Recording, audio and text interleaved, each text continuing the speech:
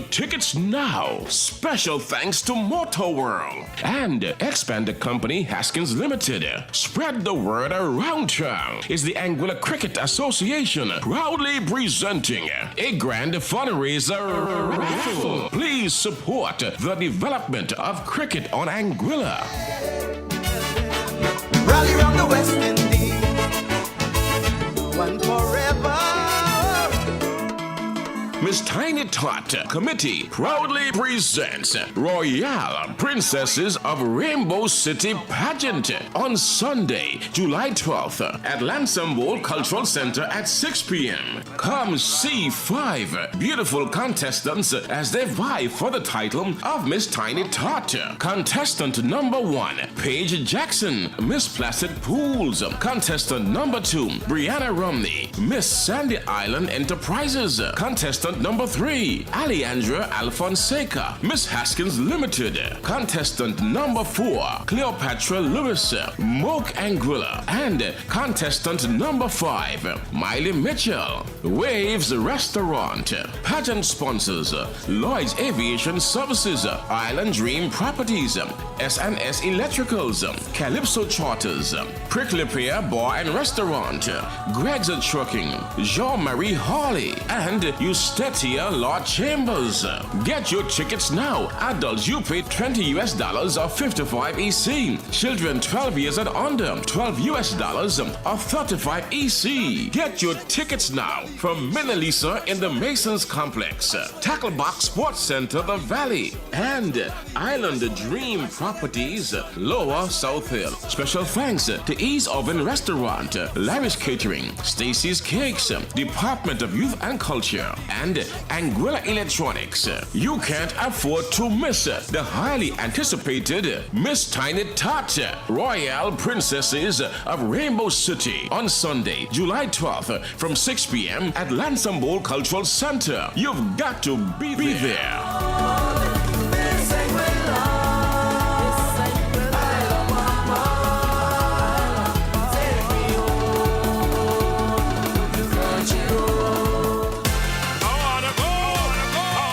This is the Summer Festival. Exodus HD and Motor World are proud to present their 2026 Summer Festival Raffle, created to support the continued growth and celebration of Anguilla Summer Festival. For just $20, you can drive away in a brand new, fully loaded 2026 Cherry Tiggo 2 Pro Lux, finished in stunning khaki pearl white with a black roof. But that's not all. Second prize, a brand new 10th generation iPad. Third prize, a free vehicle service.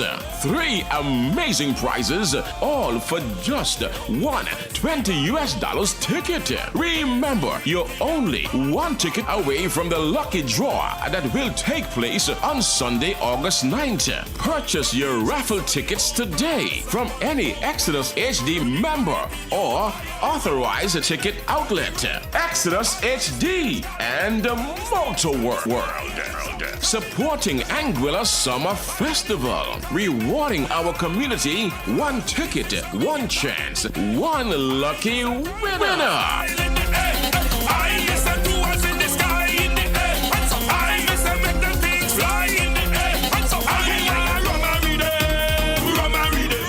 Okay, good evening to you. Good evening, class of FM 92.9, and it's a Monday evening, another Monday evening in Rainbow City, Anguilla, and of course it's your program, your Monday night show here on Class FM, where we engage heavily, comprehensively. We go all around on the issues that are important to all of us as a people here in Anguilla. After all, folks, we are one people. It is one Anguilla. And of course, we are part of a wider world situation as well. But it's important for us to understand where we stand, when it comes to the grander scheme of things. And here on Class FM on a Monday evening, as I oftentimes mention, I engage in many conversations, many programs really here on this station and further afield. But I really and truly look forward to coming to you every Monday evening, because it's a chance where we can flesh out the issues in a very unhurried, and a very natural fashion here on Class FM. Good evening to you. Welcome to the program. And as I mentioned today earlier on the program, I would have told you that, that tonight, I want to have with you a very honest an open conversation. That means that we have to speak really, and not me alone having the floor in terms of conversations. I'll be having those, and of course the feedback coming from you out there via our various platforms has been tremendous. You love to hear my ideas, my thoughts about the issues in Anguilla, which is cool.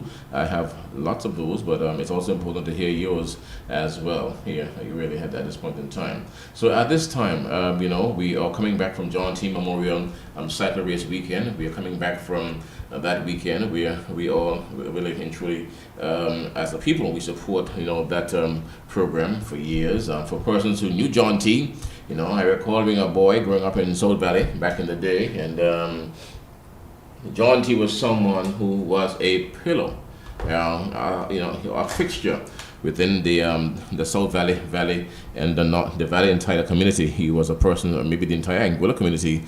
He was a fixture.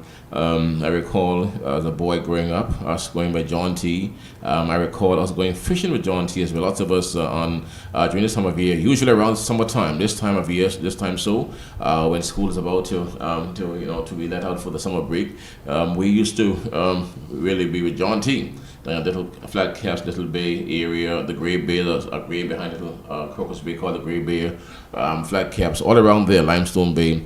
It was our hobby, and our parents in those days, they entrusted us to the care of John T., a man who loved to fish, fished a lot in his latter years, and we were out there in those times fishing as well, learning the craft of fishing, and that's where I learned to fish. It's where I learned to catch, whitebacks, jacks, butterfish, old whitefish, which is a tough fish to catch really on the line. It's a very heavy and it's a difficult fish, a very hard. It pulls hard, really and truly. It pulls very hard. It pulls like a truck. Most persons who are not into fishing would not know that, but if you're into fishing, you'll know that an old whitefish pulls very hard. It's a very difficult fish on the line to work with, and we had those experiences around John T. Back in the day, growing up as youngsters there in South Valley, right? So, so the race after his name. In fact, he used to keep races. I recall back in the day on a Sunday, the South Valley boys used to go up the street early to witness the race by John T. Place, right next to right there where.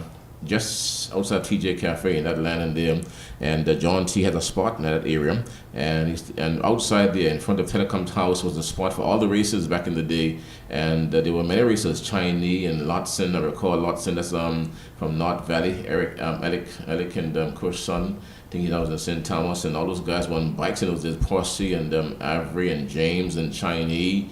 And the list goes on. They were Robert and those guys were on bikes, man, and they were fashionable. Orville Niles. Orville was a heavy racer too in those days, and those were the top riders around the place. And every Sunday, John T. Used to have those races there, and these to attract, and those races attracted significant crowds of persons. Scores of people turn out on a Sunday afternoon to witness those races back in the day. So I recall all of that happening back in the day. All of that took place back then, and really and truly, all that is really after he passed, I'm sure would have led to the inspiration to establish the John T. Memorial Cycle Race, because all the guys, Evan Gums, all those guys were racers back then. Keaton, they had bikes really. I recall all the guys racing bikes back in those days. So no doubt the idea came from right there to establish the race because of the late John T. So, but we salute the legacy of John T. And of course, just what I would have said some years ago, the need to have an entire weekend of races is now on the cards again. That's a very good thing, and we are now seeing on this association. We're witnessing a Friday, Saturday, and Sunday. That's a great idea, because with a race like that, using John T., cycle race as the headliner, the umbrella, really for such an occasion. You can develop quite a bit really in terms of other races and other event activities that will lend the support to, and also in fact create atmosphere really not only for the association but for the business sector in Anguilla as well. In terms of, and I said that I mean in terms of accommodation, where to live, car rentals, bakeries, restaurants, all of those areas, can benefit. In fact, now benefiting from this expanded John T. Memorial Race Weekend, right? So it's very important that for us to nurture these things. We look at St. Kitts all the time, and we look at St. Kitts and what they're doing with music festival and other events. The Mango Festival just finished there, and by the way, folks, Anguilla placed second, I think I heard in that Mango Fest yesterday there in Nevis. Got a big up, Rakev, and also. Our local team, really, who would have been to that event there, they did very well. They wowed the crowd with some nice Anguilla fungi. They did fungi and other things too that really and truly impressed the people. They did lots of dishes that impressed the people. Really, the judges who were in there, they were highly impressed by what they experienced. The Anguillan way of cooking is unique. We were well aware of that, and no doubt, I'm not surprised that they were all stunned really by the taste of Anguilla at the Mango Fest there in Nevis. But certainly, second is not a bad place really in terms of the competition that was there. I think that our team would have done well. Karima and is it Karima Mussington himself, Akeem Mussington, and Rakev Webster, the Anguilla team, they would have acquitted themselves creditably there in Nevis during the Mango Fest. The main event took place yesterday as well. So they too over Nevis, they are gearing up. They understand the value of these things, so they would have launched an entire weekend as well of events, with the culmination being yesterday's Sunday. So they started on the Friday. That is what they would have done on the Friday, and they would have continued Saturday and Sunday. Yes, that's what we would have done. So more countries are doing that, and the reason why it's happening, folks, are because usually traditionally around this time of year, it is known to be the slow period around here, and every country have the same issue. All tourism-based economies in the region, in this part of the world, have the same issue. We do well around December. We do great around January, February, March, April. By May, June, we all witness a bleed off. We begin to decline. Okay, but something is happening for us here in Anguilla in recent times. In recent times, we are experiencing, enjoying record numbers. We're enjoying during this period of time. For some reason, I'll tell you right now that this July month, you have numbers, they triples out of St. Martin and other areas coming through very strong, and big numbers in the hundreds are coming through, and they're going a couple of places. They're going a place called Fun Zone down at Bees Bay, and I don't know what it's about Fun Zone, but Fun Zone apparently is a big hit here now in the land. And there are some other places I've heard too that they're going as well, but they're going 2 or 3 places here in Anguilla when they get here, the Fun Zone elsewhere. But just to say that, but these festivals like Carnival, we have some festival coming on right now. We also we have today, we had a John T. Race Weekend there, and I'm sure there are other festivals that will come up as well. They're all designed to bring people to the country during the slower periods. That's why it's happening. Designed to bring people to your shores during the slower months, really. And St. Kitts Nevis understand that music festivals about that. When the cruise ships are not coming like before, during the slow period, you need more numbers. So they brought 5,000 one time, and those 5,000 that came in last weekend for music festival would have spent significant sums of money in that economy. They would have done that over there in St. Kitts. Now that's over. They switched to Mango Fest in Nevis, so more money within the Twin Island Federation economy. You see that? So that will carry them for a bit, really, until August, September, October, when the season picks back up for them again. In Anguilla's case, and maybe it's the same right now across the region, I'm not sure what we're experiencing, but for sure in Anguilla, this is the first time in my time I've seen the months of June and July are still very active. People are still here, tourists are here, and they're still here, and they're still on island. So the seasons are getting longer, which is a good thing for us, because we cried for a long time about the short seasons. And I'll tell you something as well. Anytime at some point, once we have the airport runway done here in Anguilla, you're gonna have more tourists coming through. So at some point there won't be a season. At some point there'll be an all-round season. So the things that we asked for and we prayed for, it's as if God is answering those prayers for the nation of Anguilla, because the truth is that this June, July months, they are record-breaking months. People are busy. The taxi men are doing the thing, dropping their guests here and there, but they're coming. The troopers from St. Martin are coming to Anguilla, and they're coming because we have the sea, we have the sun, we have the food, we have the vibes here in Anguilla, and you need more of that. So maybe it's the same across St. Kitts, maybe it's the same in Antigua as well. Maybe it's a Caribbean thing. I don't know, but here for sure in Anguilla, we are observing record numbers of tourists coming into our shores, and we must give God thanks for that. All right. But I was just telling you that, just to draw to your attention that these festivals are designed to really bring people into our shores during the slower periods, which is usually around this time. So, all right, so folks, right now we're just about 10 now before 9. That is our time here this evening on the program Class FM Radio 92.9.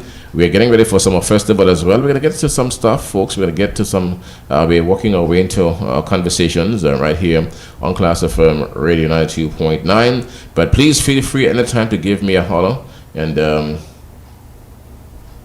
please feel free to give me a call at a time. Really, join me. We can have a conversation about lots of things in our country, Anguilla. Okay. And just to let you, all right, so just trying to respond to some persons who are speaking to me offline about festivals and what they do to our economy. Well, who benefit from festivals? That's a question I'm seeing coming to me here from someone out there. Well, who benefits from festivals? I told it to you earlier. I believe that you may have missed that aspect of it. Festivals, when they're up and running and they're full strength, and even when they're just doing okay, little hotel rooms, inns of Anguilla, car rentals, Airbnb, restaurants, bakeries, those are the ones. So those are the establishments that benefit from festivals in a big way. And you see some festival coming here, Anglos Carnival. It is a major economic generator. Major economic generator for the economy of Anguilla. And over the years, I told someone this other day, over the years we have had some trouble, difficulty in selling that to the authorities. We have been trying for years to show them how this thing really works. Over the years, we have told them that, and it works just how I said it to you just a while ago there. It brings people to your shores. When they come, they have to live somewhere, have to sleep somewhere, have to bathe somewhere, have to eat somewhere, and have to drive something too, you see. So with all of those numbers in Anguilla, at that time of year, this time of year is coming up right now, the reason why it's so important to us is because it brings new money to the economy of Anguilla. When the Anguillans who are living in Atlanta, California, and Philadelphia, and Miami, and New York come home around the time of year, those Anguillans are coming home, they come with new money. Those persons are coming in from Caribbean countries to be a part of the summer festival, whether it be St. Martin or elsewhere, they're coming in with new money as well. That new money is in the economy of Anguilla. That new money helps us to be a little bit more buoyant within the economy. That's how it benefits our countries. That's why you find countries like St. Kitts and other countries spend so much money in the promotion, Dominica as well, in the promotion of festivals, because they understand the indirect multiplier effect, really, how it benefits the economies of those countries. That is what they know. That is what they understand. That's what they understand, really. And we as a people need to understand that as well. So Carnival, once it's happening, you have to promote it, support it, because it benefits all of us as a people, really. It has been that way for years. That's why it was done. It was designed to bring people in during the slower period, and there are persons who book their dates in a year in advance just to be here for. And we have a unique product. We have boat racing. We have in the daytime. We have events at night, really across the land. Lansing Boat and elsewhere, and that makes our carnival extra special as well. So we have to be able to promote that and support those things, and be a part of it for sure. So folks, make plans to be here. Those of you overseas, for Anguilla, come to Anguilla for summer. It is Anguilla's premier cultural event, Summer Festival 52, I think it is, coming up. It's coming up. What the dates we have them here? I have my flyers over here. Yes, I have the flyers here, and it is going to be July 10 to August 9. So this weekend coming up here kicks off the carnival activities. here at Lansing World Cultural Center. There's a village drama. They're gonna have also, the Saturday gonna have the Calypso semifinals coming up, and then on the Sunday, so Carnival kicks off this weekend. The pre-events kicks off this weekend coming right here, and on Sunday you're gonna have the Miss Tiny Tot pageant there at Lansing World Cultural Center as well. Okay, so those events are coming up right here in Rainbow City, Anguilla. And the opening of the summer festival will happen on the 29th of July at Lansing Bowl Cultural Center. So it's closer than you think it is. It's this weekend coming up here where things will begin to warm up for Summer Festival 52 here in Rainbow City, Anguilla. It runs from July 10 to August the 9th, right? So take note of that information right there as well. Okay, so be a part of that conversation. Okay, so folks, and so let me see. Brother Percy's the one to join me on the conversation. That's a good thing on here. Brother Percy's views on on the many issues we have swirling here. Let me just get across here quickly and hold on, Brother Percy. Hold on there, brother. Hold on there. Let me get my stuff. Hold on there, bro. Get my stuff together here for you one time. Get my headphones on as well for Brother Percy. Okay, so let me just get my stuff together here. Bring up this here. Put my headphones on here. And bring Brother Percy in the system one time. And okay, so Brother Percy, let me say a pleasant good evening to you, Brother Percy, and welcome to the program tonight. Good evening to Anguilla once again. Today, Hammer will listen to another program featuring Hayden Hughes and Merritt. And I wonder if these guys really serious are them playing the people of Anguilla. These guys going on as if when they was in government, they was the best thing that ever happened to Anguilla. And they was honest and true to the people of Anguilla. Now, I don't agree with the House in London, and I agree with them with that. Because you need to set Anguilla first, and then you talk about other things. Because that kind of money they're talking about spending in England, need to spend in Anguilla. And they were speaking about the government of the day in the hands of the British. As if the British is giving them a long line to catch them on a hook and bring them in like a catch fish. But Hayden forget, and Merritt forget that they went to the House of Assembly and passed that legislation with the Deputy Governor and the Attorney General. What did the governor do to stop that? They was playing in the hands of the governor, and now they are blaming this government. Playing in the hands of the governor, and why the governor's office this, the governor's office that. Okay. They're waiting to see what the governor's office is going to do for what Corridum is doing, but they forget that they play Anguilla in the hands of the British. Hayden said Anguilla will be more colonized now by the way that this government is going. But Hayden forget that he played Anguilla in the hands of the British. So it is so sad to see that. Apart from the House in London, though, what are they saying? Because I don't really hear what's happening. What are they saying apart from the House in London?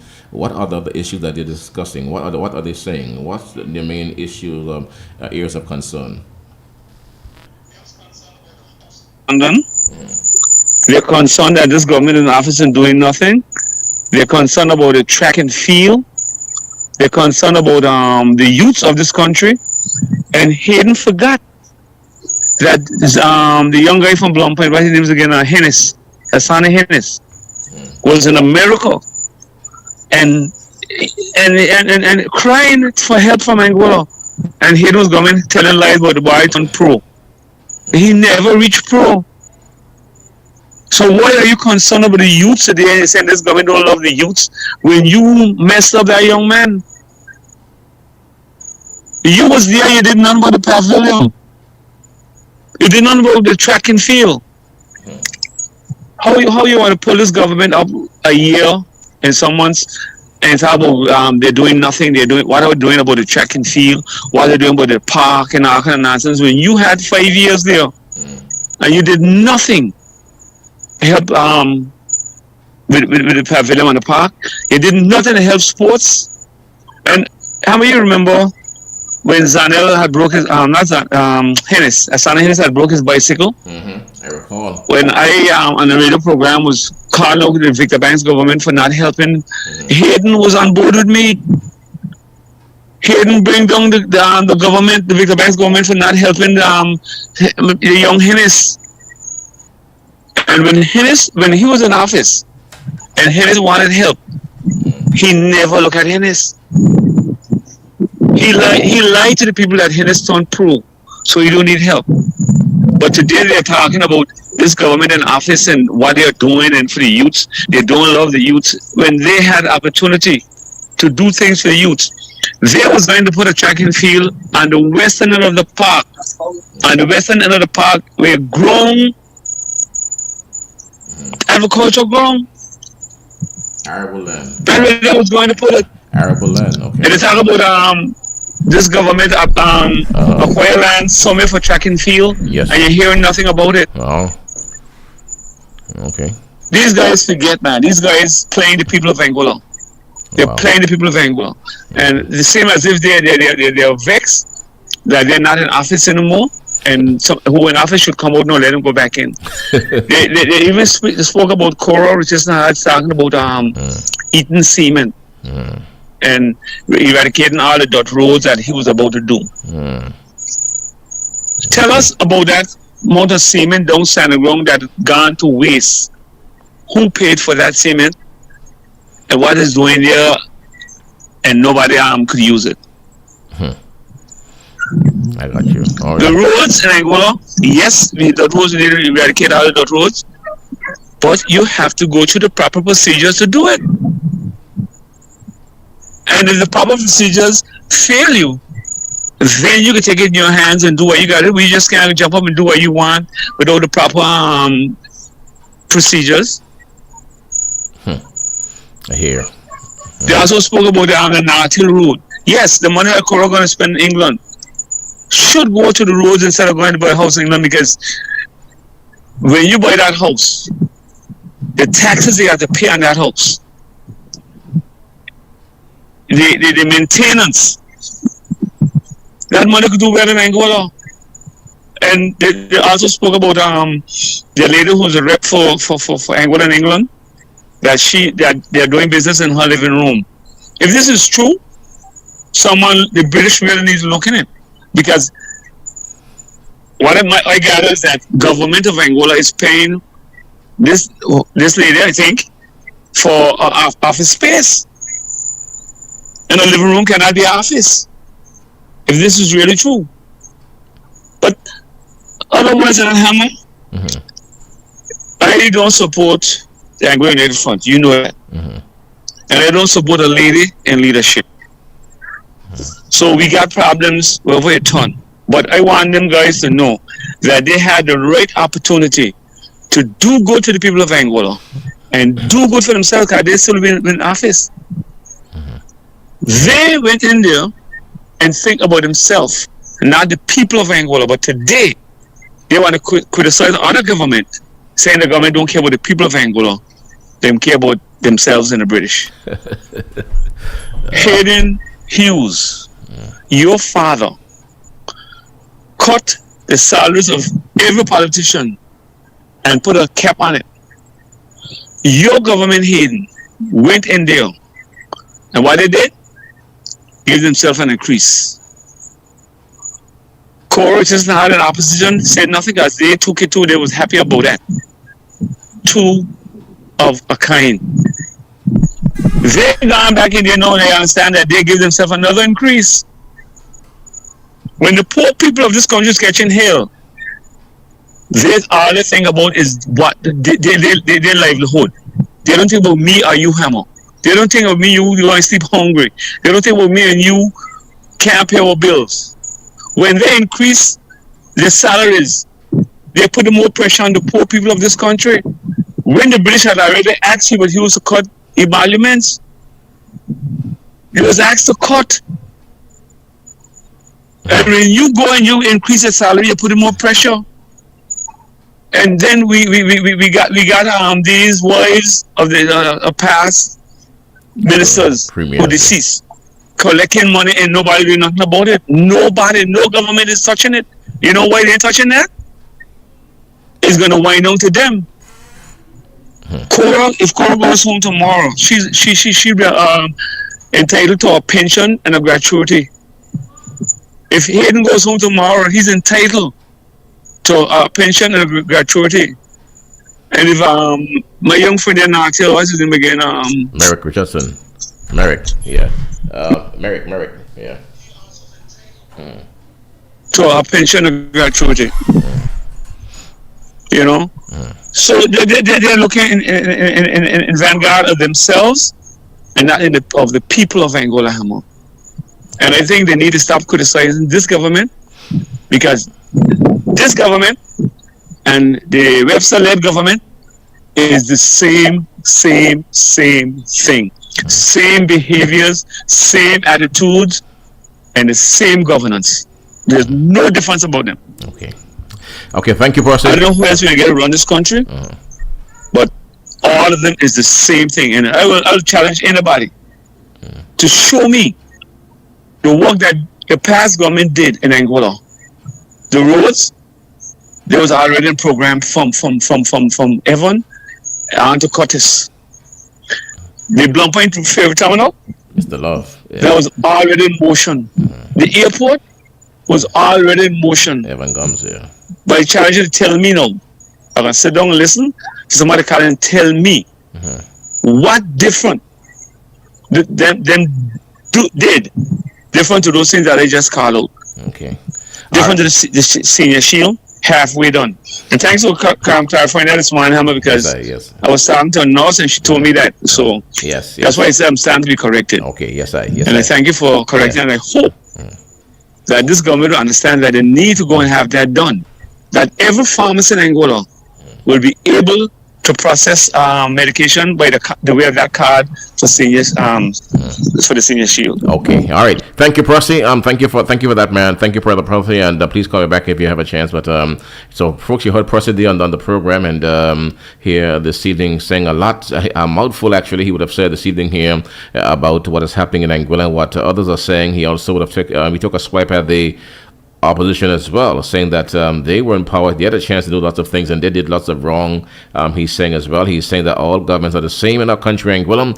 He is against the purchase of a commercial building over in England. That's what he's saying. He believed that money should be spent home here in Angola. He said that he would have heard today on a program somewhere that they're saying that the Angola representative in England, Blondell Clough, that she operates from a living room somewhere. Well, as far as I recall, back in the day, on the previous administration when Blondell served as Angola rep, she used to be with the West India Commission. There's a group that she worked with of people. I think it's a non-profit organization, and there was an office space that they used there along with Charlie Wheeler back in the day. I'm not sure if it's the very same thing happening right now.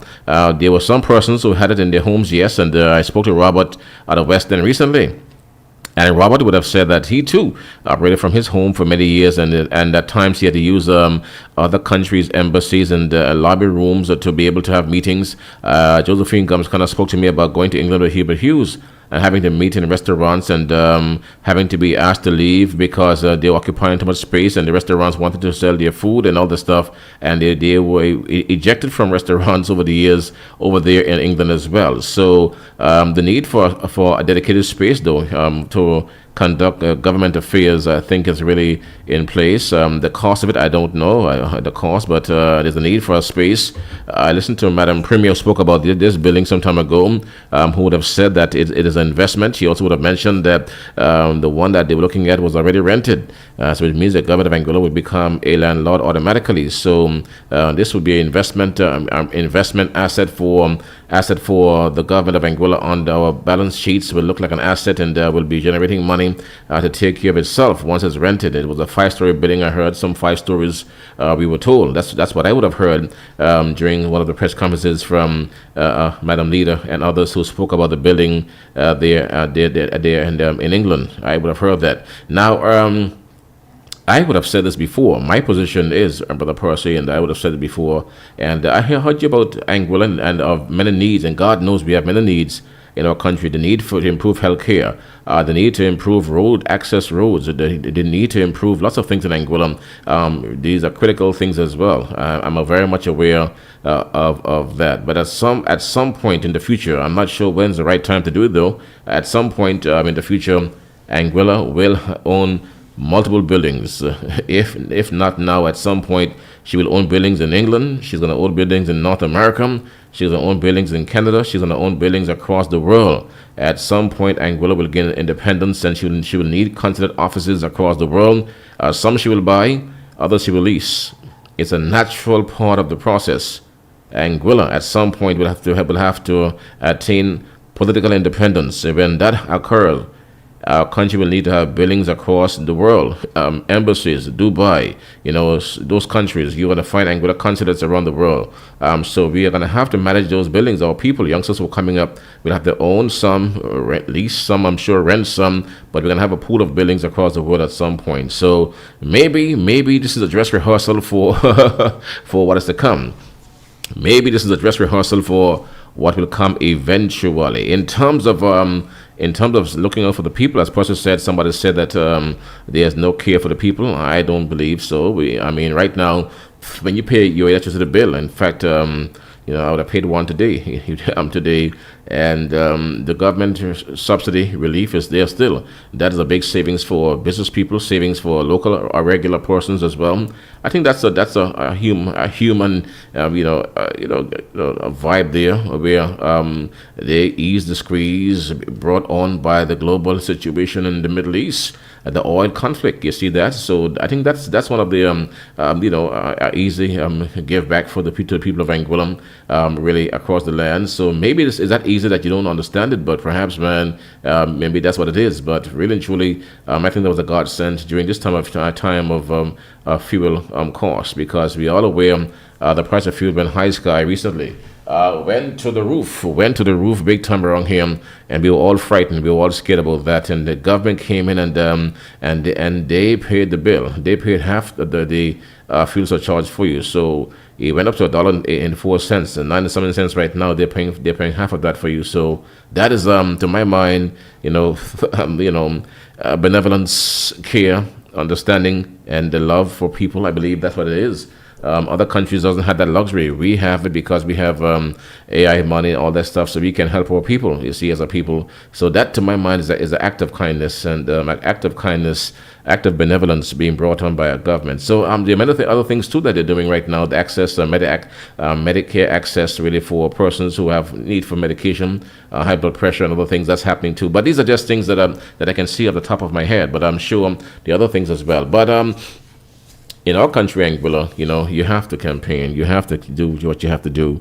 And so, Brother Percy, you can expect the persons to say lots of things. You cannot stop saying things because you have to campaign. And the guys are just simply campaigning, and it's expected of them. It is what opposition parties do. They campaign. They speak for 5 years. And we're all aware and we all know about those things as well. So you cannot become frustrated by other people when they're saying things, because they have to get back in. Now, bear in mind, this job is a serious job, it seems. And for some reason, I never got a hang of that job. I told myself it must be a sweet job. It must be a nice job to be in government, because over the years, all the persons who, over the years, I've seen many persons fight to get in there, and all I see in that job is a lot of work, a lot of distress, a lot of work, a lot of fight, a lot of cussing, a lot of back and forth, a lot of British pressure too, a lot of your own people's pressure as well. But other persons, for some reason, the guys who go there and do the work and as ministers, somehow they just love the job. They love it, man, and they will fight for years to get back in those jobs. And the persons who are in want to stay in; those who are out want to get back in. So it tells you that those jobs are very unique and they're special too. I know the money is great, the compensations are heavy. For me to sit here and in a government office and rake in $20 million in a month, that's a lot of money. And have a car and have allowances, etc. And then the other perks and all that comes along with the job and the travel. And maybe all those things are enticing, I'm sure, to politicians. So I can understand the noises that they make because oftentimes they miss the perks. It's a serious thing, and it's not on the one side. All sides miss the perks when they're when they're out, and that's just how it really crumbles. But that's what's going on right now, though, in terms of the Anguilla House. I know that we have so many views out there in the Anguilla House and the Anguilla commercial complex, the commercial space you call it, our building. That's how it is. I've heard it from so many sides, really. But the issue of one person saying, well, spend money in Anguilla, that idea sounds novel. It sounds good, really, to spend all in Anguilla because we have to develop home first. And it's a simple rule that persons working with just develop home and get out there later. At some point, though, it's an opportunity to own something, and to start something different as well. So at what point do you get to own a building over in the UK? Right now, you have everything aligned. The finances are there. We're making money from AI, and we have a lot of money coming every month. We feel that. I mean, in terms of the spend, if we spend now with all the financing we have coming around us, I don't think we can. We will, because it's a lot of money coming every month now from AI. We're raking in money by the millions every month. So, I would have said before in the programs here that government perhaps need to buy more available lands across the country, right across Anguilla, because government is about to embark on the airport expansion, and that expansion will also require land swaps. Not only purchases but land swaps. Person will want land elsewhere for for the land that you want to take for the airport now. So government need to buy a lot of land. Waiver lands are on sale in Anguilla right now that becomes available for sale. The government need to purchase lands. They have the access to the funding right now, and every government need to have significant lands really put up there. They must have lands. So Brother Percy is back with me now. Brother Percy is coming at me again here. Let me see Brother Percy right here now. Brother Percy, brother, good evening to you again. But help me understand the reason for this house in London. Okay. How many investors do we have in Anguilla out of England? Not too many out of England at all. Not too many out of England, but no, not much. I didn't hear that. I say not much. You don't have too many investors from England. We have American investors or European investors coming to Anguilla. Not too many UK investors.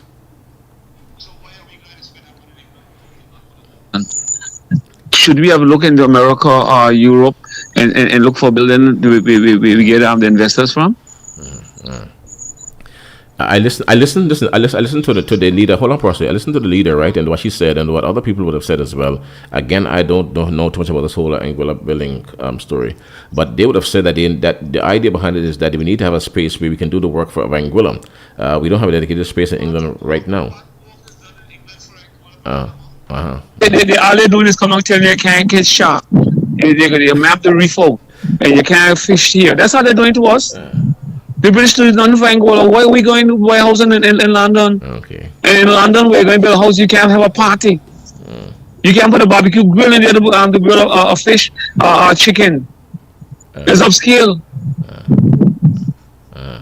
So what are we really talking about? We got Neil Rogers who walked around for 5 years or more with the state-of-the-art hospital in his pocket.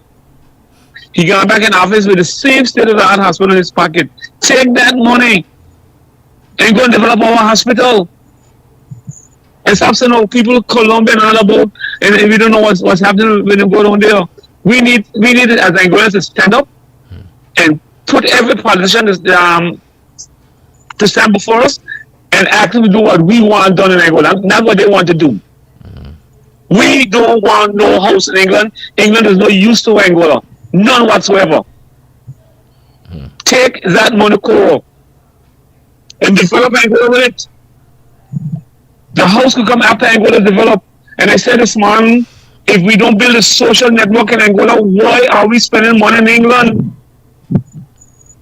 You ought to see what's happening. 3 or 4 hotels. I had a cousin gone down by a hotel, dead and gone. A young man who troubles nobody. Then there was a function somewhere by another hotel again. There was a shooting on there again.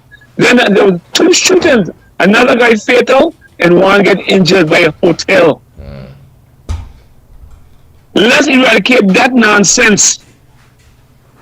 Let's build Angola to a standard that when tourists come, they'll be happy to be in Angola and have no fear of gun violence. Let's build our youth. Let's get them involved in track and field. Let's get involved in cycling. Let's get involved in developing themselves to do different things that is beneficial to Angola. Take that money and spend that money in Angola. England is no use for us. None whatsoever. And it get me annoyed how when I hear them talking about England. The governor and her entourage need to pack up and leave Angola and go. Give us back our independence that we have when they invaded us in '69. Give it back to us. We've been better off now. Because everything you're going to do in Angola, the British cut it down. Everything. They want to come and tell we know. But they're telling you something, medical water, how to fish in our water. They want to tell you how to govern ourselves. When they are ready for 5 or 7 years, then how many ministers they already changed. Prime ministers, yeah. They can't balance their own budget and tell me to balance our budget. They can't conduct their own selves and properly run a government properly, but telling we how to run a government. And that's why we sitting down and following failures. The British is the most corrupt country in the world. They rape all of our ancestors. They use the bayonet and gun and shove up in them and kill them and do all kind of things. They can't control me nothing now. The British, yeah, the British. But do you understand why our leaders, yeah, who we put in office, succumb to the British and sit down, suck under them? Yeah. So you're one for independence right now. You're saying that instead of buying a house now, let's opt now for independence. That's what you're saying right now, my brother. You're saying that to us right now. Let's go independence. Let's heap up now and move out right now. Let's stop moving. Yeah. I get a love Hayden. When Hayden was in school talking about independence, Hayden had a movement towards independence. When Hayden getting governed, what Hayden do? Scrap that damn movement. The governor is a good man. Start dancing with the governor, playing with the governor, having fun with the governor. Yes. Double standards. How am I going to need to go back? We had our independence. We need to ask the British to give us back our independence because they're not doing nothing good for us. Nothing. Look, Hapgood came in and killed that young Dominica guy. Angola Dominica chap.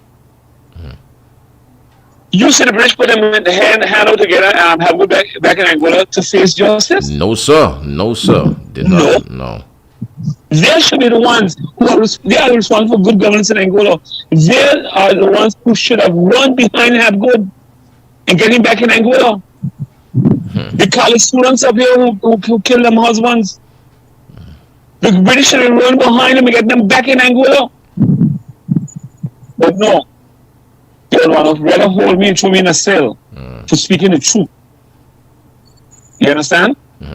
But the problem we got in Angola is that we got some petty politicians who don't want to do any work, but just sit down there and laugh and go with the government and get Angola, put Angola further in the miles. This house in London will help destroy Angola.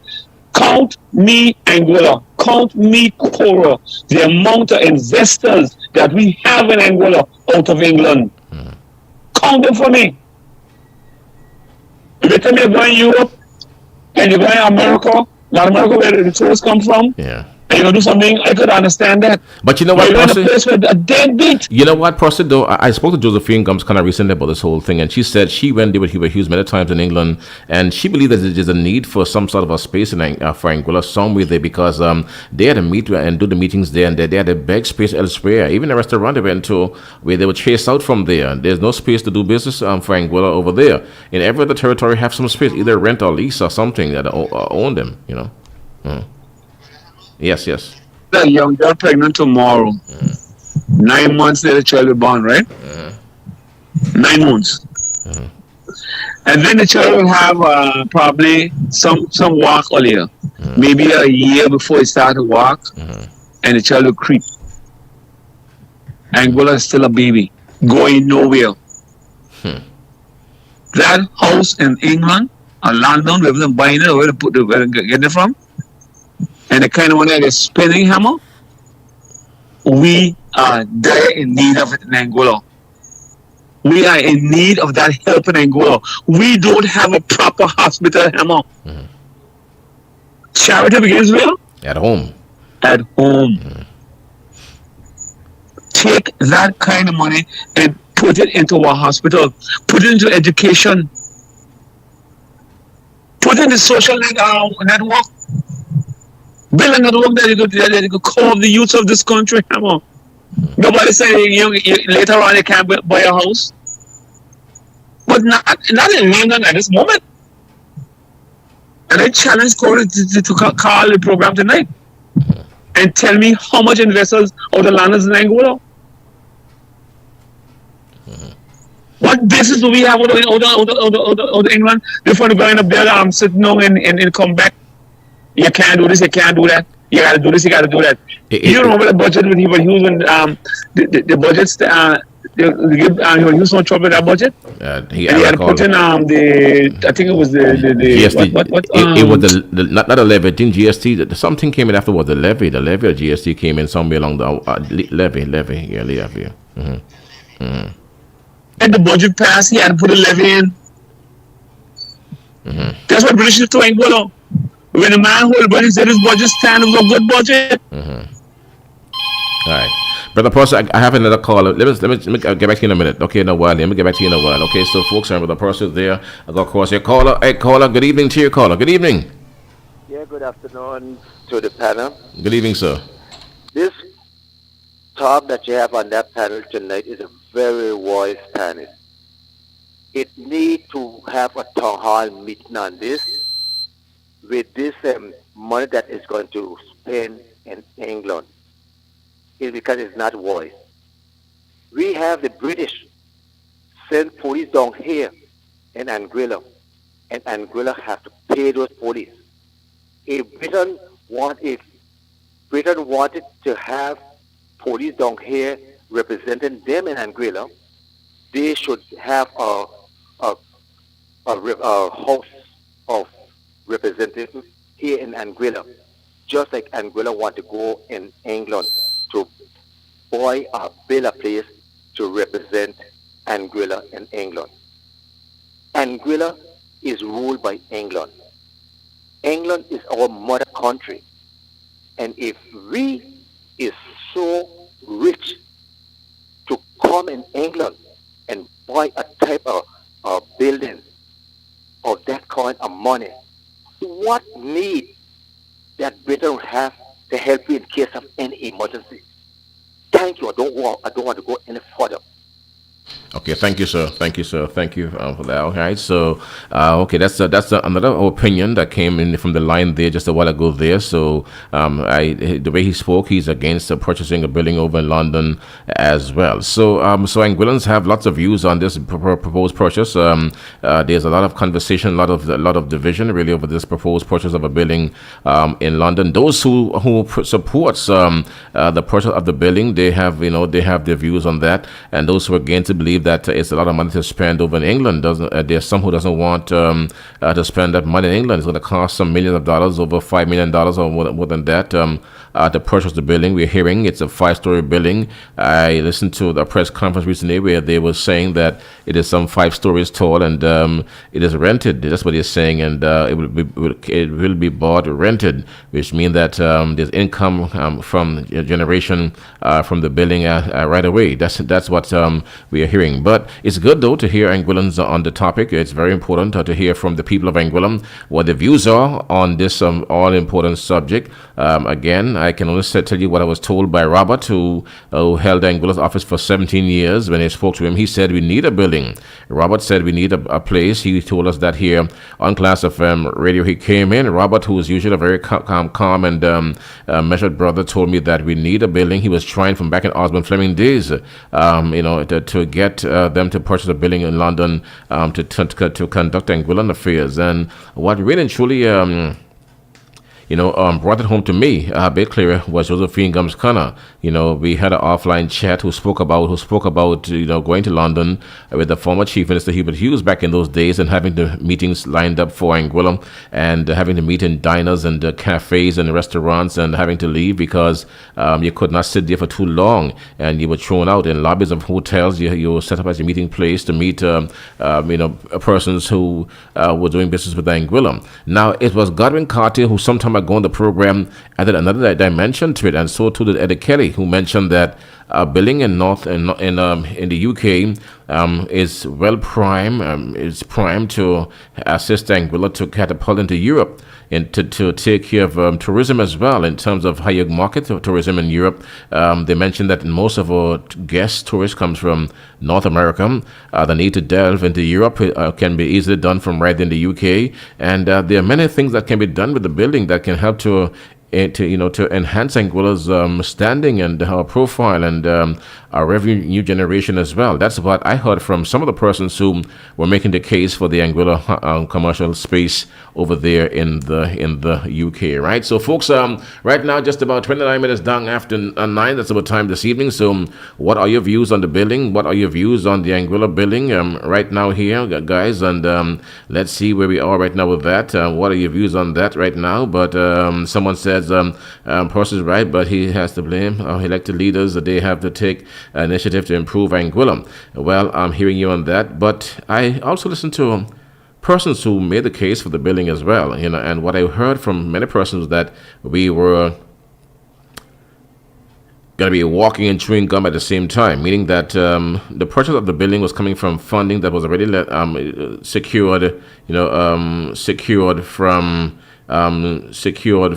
monies that were left there from the former administration, and it was not going to impact or affect the government in one way or the other. But there are persons who are saying still spend the money here, don't spend that over there in the UK. Some persons who are against are saying that, and there are those who are in favor of that as well. So, folks, that's how it is, though. At this point in time, you are hearing from some persons who have a view against that, and you're hearing from some who have a view in support of the building. So, again, the purpose of the building and why do we have the buildings? Those buildings, again, every country have them. Every country have those buildings. Bermuda have one. I know. We are hearing that. Also, it's amazing. It's how it gets the poorer people 5-star to wage commensurate with 5-star livelihoods. I'm hearing it's an investment. Some people are saying. I'm hearing that all the time. So it means it can repay for itself. Again, the premier would have said that the building is rented. I heard that comment before. It's a rented building. I heard that before. And it means if it's rented, it can generate some money that will pay for itself. I heard that before coming from other persons who support the idea of purchasing the building. Let the government pay out the ECCB and save our lands. Okay, I'm hearing you on that. So let's see what's going here right now. I caller, good evening to you. Yes, Mr. Yes, sir. Talk to me. It's a public meeting. Yeah. And I would like to say one thing more. A mother is supposed to take care of a child. A child is not supposed to take care of a mother. If you have a child that is more wealthier than a mother, what business that mother has to do with it?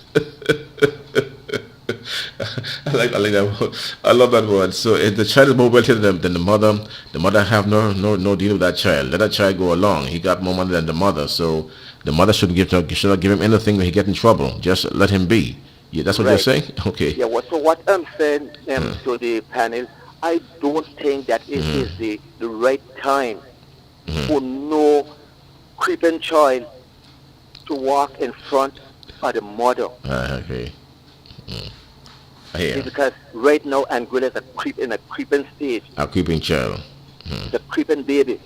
If the British had a care anything about Anguilla, they would send proper doctors to Anguilla instead of the doctors have to come here to our little petty doctors what is here in Anguilla.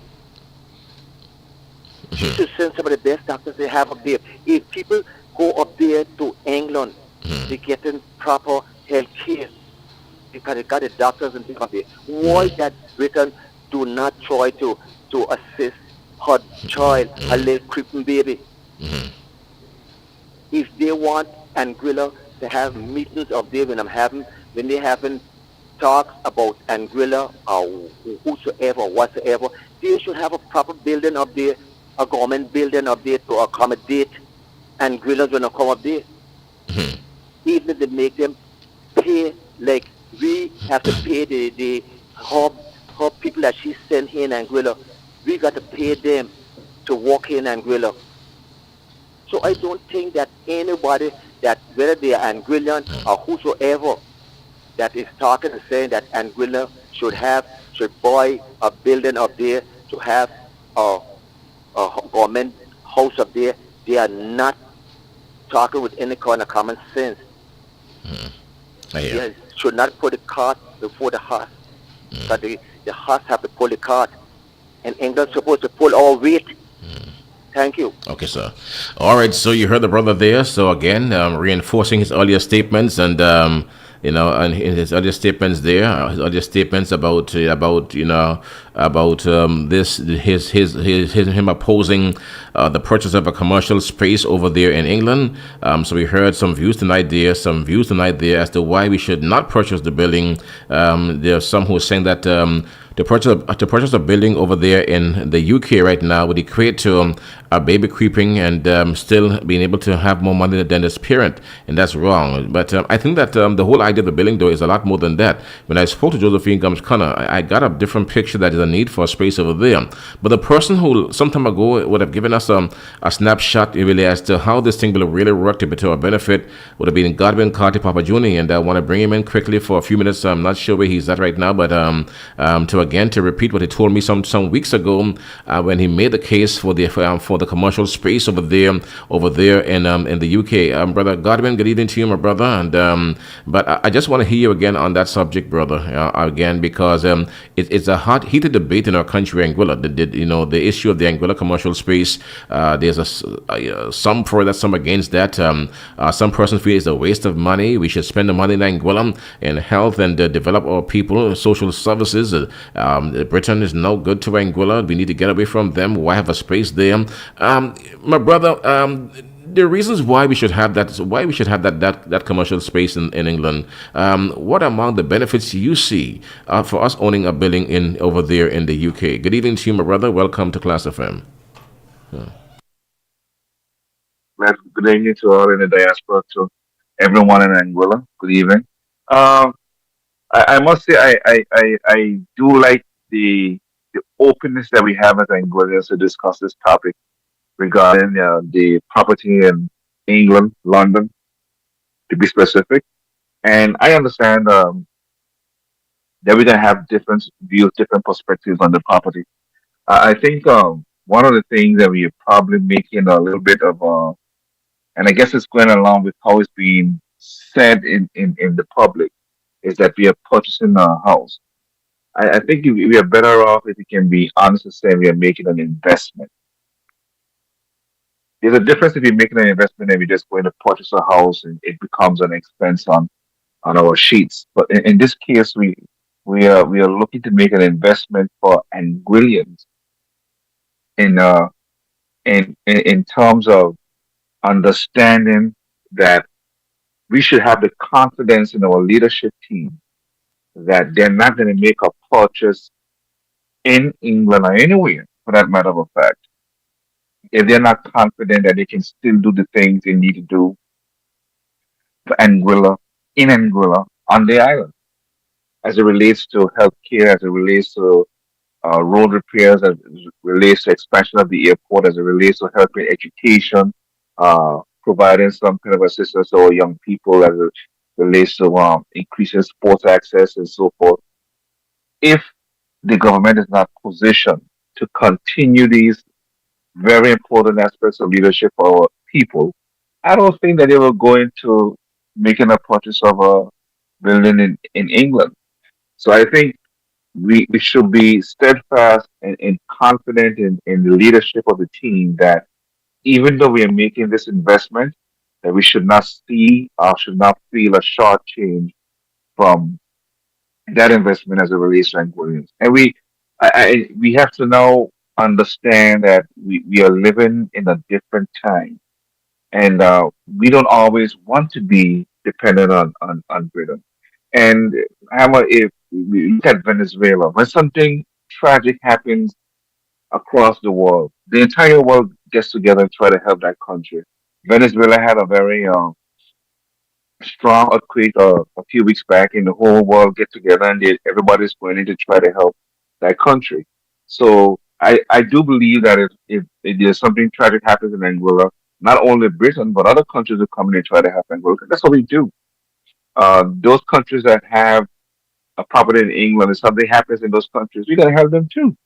So I believe that we have to be able to understand that from a leadership perspective, that we're not going to short. I don't believe our leadership team will shortchange Anguilla and what is important for Anguilla and what needs to continue as it relates to Anguilla development because we are making an investment in England. As I mentioned previously, it's important for us to understand that uh, this will position us because from my experience, Hammer, when you're doing business and when you are trying to build relationship from a business level, people fly in for lunch. People fly in from other states to your company and sit down and talk with you face and face when they want to get business from you. I think that it is important because as much as we talk about it, the pulse for independence in Anguilla is significantly low. I don't believe that the Angolan people is behind a movement for independence within the next 1, 2, 3, 5, even 10 years. We need to position ourselves to build relationships with the leadership in England. We got to have those discussions. And even if you go independent, you'll be ahead of the ball by having those relationships already built. The results that came out from the reports from the statistics office shows that the majority of our tourists is coming from the United States. I strongly believe that we need to diversify that market. We need to increase that market from 6% to over the next 4 or 5 years up to 20% or even higher. So that when we have enough runway coming in to Angola direct flights, you're already positioned because of the marketing that needs to be done. I'm also in the belief that we need to have our representatives in England, in their house, working on behalf of Angolians. That's important. We got to now not only have them be the colony, but we have to start to flex the relationship in terms of building a relationship with the government over there that can help Angolians, that can position Angolians and position the country to where we want to take it in the future. And that comes from better relationships. When you go to the UN, if you become independent, you're gonna be voting with the British anyway because that's what happened because they have that relationship. The king is still gonna be head of your country for a long time until you become a republic. So I don't see why there's a heavy resistance, but I understand we have an open country. We have the opportunity to have discussions, and everybody can have a different perspective. But I think that it is important for us to understand that we're not purchasing a house to go live in and just pay taxes. We are making an investment in Anguillians, not only in the diaspora, but in an investment for Anguilla across the board to have more influence on the European side of the world. We need to have that. We need to be able to get up and go to Spain in a couple hours. We need to be able to go to France in a couple hours, to Germany, all of those Western European countries, and have the marketing that we need to get done to make sure that we could prepare Angola into that destination that we want it to be. So let's and I encourage the government not only to have the town hall meetings, but to have a specific town hall meeting in relation to this investment and build a case and take some time and help the Angolan people to understand the importance of this investment and what's going on. We have a rep in England. We don't know how long they live in England, how much they know about Angola, how often they visit Angola. But we need an Angolan there who understand Angola, the mechanics of Angola, that can go over there and assist that person to make sure that they build those relationships with England and make sure that Angola becomes a strong nation. We are behind the ball. You know, Hmm. we see list after list of all the other dependent territories or the colonies that already have established themselves in London. What are we waiting for? What are we waiting for? We have the aspect and the aptitude to do it. Why are we waiting to make this happen for Angola? And Okay. that's my position. I don't expect all to agree, Yes. but we have to start now thinking beyond our borders and start to make strategic plans where we could become influential. That in the event that we prepare to be independent, we already have relationships with across Europe, to make sure that we are helping ourselves to be positioned in the right time, the right space, and that can be done by establishing a place in London where Angola can direct its own influence. All right. Thank you, brother. Thanks again for that. Your position is one shared by so many persons across the land, and a view that that I heard before, even today, from others out there. I'll get back to you in a bit, but stand by, bro. But I see Brother Percy is on the system here. Brother Percy, again, brother. Good evening to you. Blame Papa Johnny because I don't agree with him. Not that I don't agree with the house that the business that they're speaking about, but they're missing the mark. Angola is in problems. Angola have serious problems. Papa Johnny takes sick now. And Papa Johnny go to the hospital. He has an insurance that will take care of his bill. I have a friend in the States. She spent 2 or 3 weeks in the hospital. Her bill was $80 something thousand. You know who pay that? Her insurance. They have good doctors up there. Papa Johnny, if he takes sick, he can get a good doctor. He can go to a good hospital. The money Papa Johnny is saying that they're going to spend it in our hospital. Get our hospital up and running. Papa Johnny, you ain't scared where you is. I'm scared to death in Angola. A while ago, I think a tire or something blew on a car. And I hope the guy that is a tire blow. I are ready to run. We have some serious problems in this country, Papa Johnny, that needs to be addressed. Before we address outside, charity begins at home.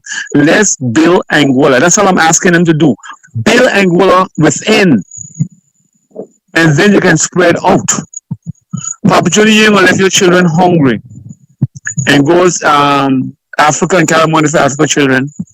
You ain't gonna do that. The money that they're gonna spend in England. But by the way, who the building belongs to? Nobody tell us who the building belongs to. I don't know who owned the building really, but it's an area called Fleet Street. I'm hearing some area called Fleet Street in London. It's a 5-story building, I was told, and via press conference, a 5-story building. I heard it's already rented. It's being sold rented. I was told that 5 stories up. Yeah. I don't know who owned it. I don't know who owned the building, my brother. We have to know that. Brother Hammer, I am not against Angola development outside. But my cry is deal with home first. That's what I'm asking. The state of the heart hospital Neil has in his pocket, let's put it on a piece of land somewhere. The money that they're going to spend in England, let's put something in place that our youths will carve themselves from this gun violence and find something meaningful to do. Today, hear them talking about basketball courts. Basketball courts cannot help. I had a cousin going down in the States where a basketball court. You understand? We need to get our youths primed to walk the straight and narrow road. We need to spend money on Angola. We can develop our education. We can develop our youths from small. Papa Johnny, you got privileges. We don't have it in Angola. We don't. And if anything happens to you right now, Papa Johnny, you can run to the State of Art Hospital and get proper treatment. We have to send people out of Angola with a broken finger. My guys don't understand this. Instead of encouraging the government to buy the house in London. This whatever billion it is. Encourage the government to set Angola on the right track. That's all I'm asking, Papa Juni. All the talk you talk, just so I have nothing against you with the talk, but home is in problems.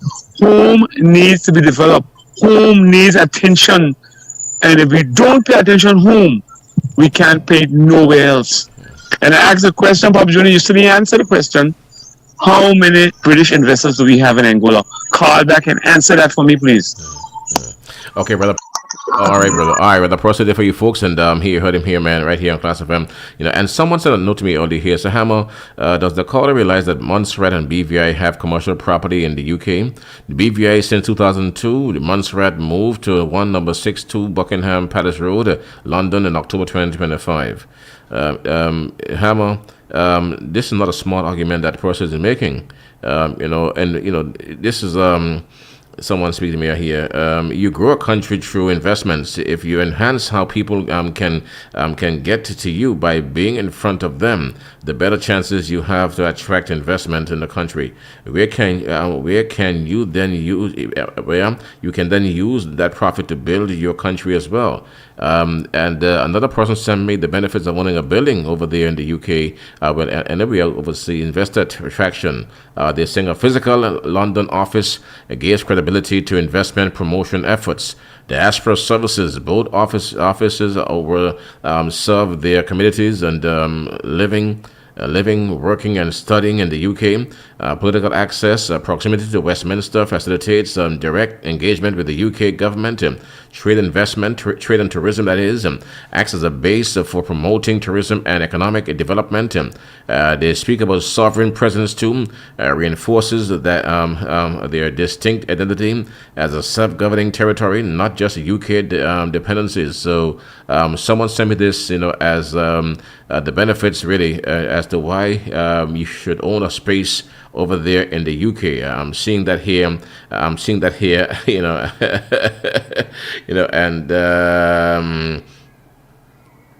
and really and truly. All right. So, class of in the evening time. So that came in just a while ago there, you know, and you have to respond. Okay. So, okay, Papa Junior say here, let him respond to what the process tape in there wrong one time. So we're having a conversation, we're having a conversation, that's for sure, here this evening. Class of 92.9. Okay. And, all right, so let's go across. Brother Godwin, Papa Junior, good evening to you. Welcome back to the program.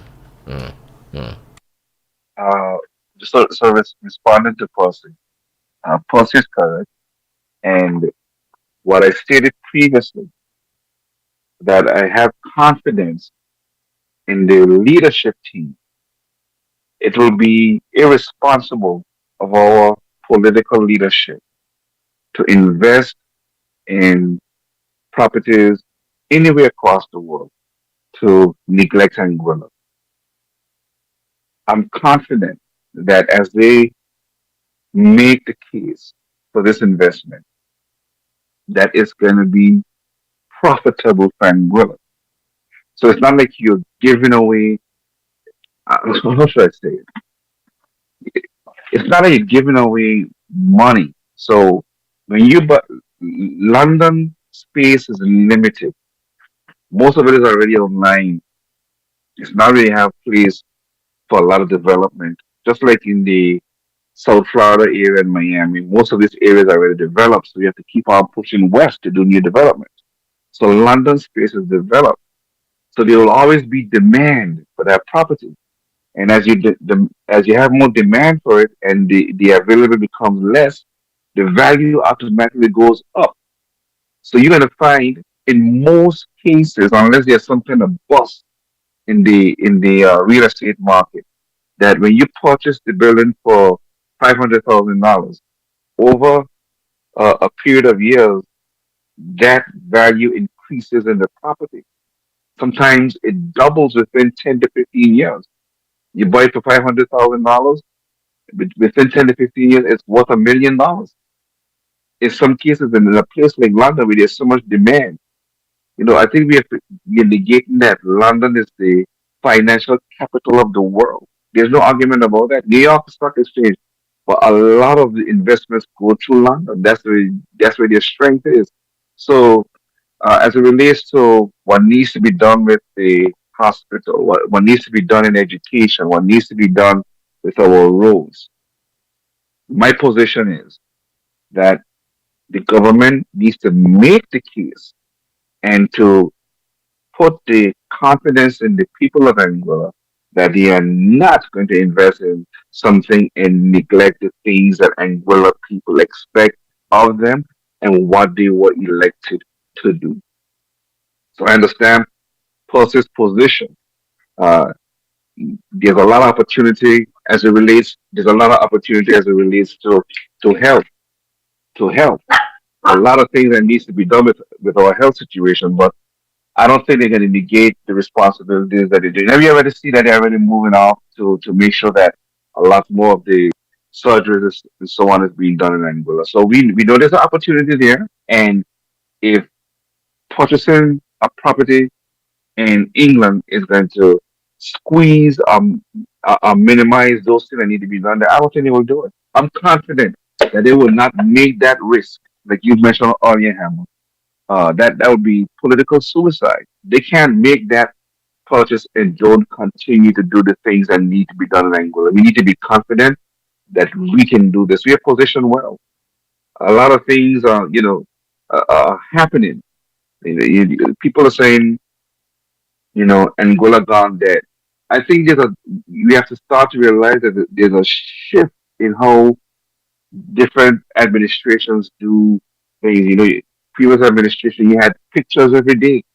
So whether it's the same thing over and over again, you think a lot of Lanka, they load a whole bunch of pictures on the Facebook page. You say, wow, another one may have a different tactic. They load it periodically when things that need to be done. So we need to be able to really like clear all the stuff and start to look slowly and understand. But I will stand with person and say, person, I agree with you. There should be some town hall meetings on this specific proposal, and they should be able to sell it to the Anguillian people. Because this is what democracy is all about. They should be able to provide the benefits, answer all the questions to the concerns, and then move forward. But I don't think that we should just say, because we always going to need things done. In America, they need things that need to be done. Yeah, every country has things that needs to be done. But this is part of the standard of doing political business on the international stage. And we need to put our foot in the water to make sure that they understand now that we are moving at a different level and for us to be considered to be taken more seriously. We don't want to have them relationships where they come and will like they did to the previous administration, talk nice to them, and then when they go to England, they don't even want to say good morning to them. No, we want to build those relationships. We have to build those relationships. So that's my position without compromising what needs to be done in Angola. Thank you, my brother. Thank you. That's Godwin there for you folks. Papa Junior there for you one time, and so we're getting some feedback all the time here from several people out there and across the land, and going into the diaspora as well. They're weighing in. I'm getting messages coming to us all the time here as to what should be done with that that investment. We're getting it from what I'm seeing is that most persons overseas, those who were in the USA and North America, other persons, those who are exposed a bit more. Speaks to this as if it's an investment, Okay, so Brother Percy. Brother Percy. Good evening, brother. Again, good evening to you. Yeah, go ahead.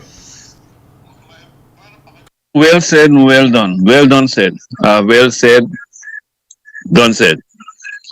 But my opinion is mine, and I respect yours. You still didn't answer to the question that I asked you. I probably missed your answer because I went to come back. How many investors are out of England in Angola, invest in Angola? And every time that a government about to do something in Angola, the British turns it down. What? Tell me what the house are you talking about? How should I put it? Because I don't understand. Angola has been, is a young baby. Angola has been creeping for years, trying to get up and going. We have made it this far, right? Without a house in England.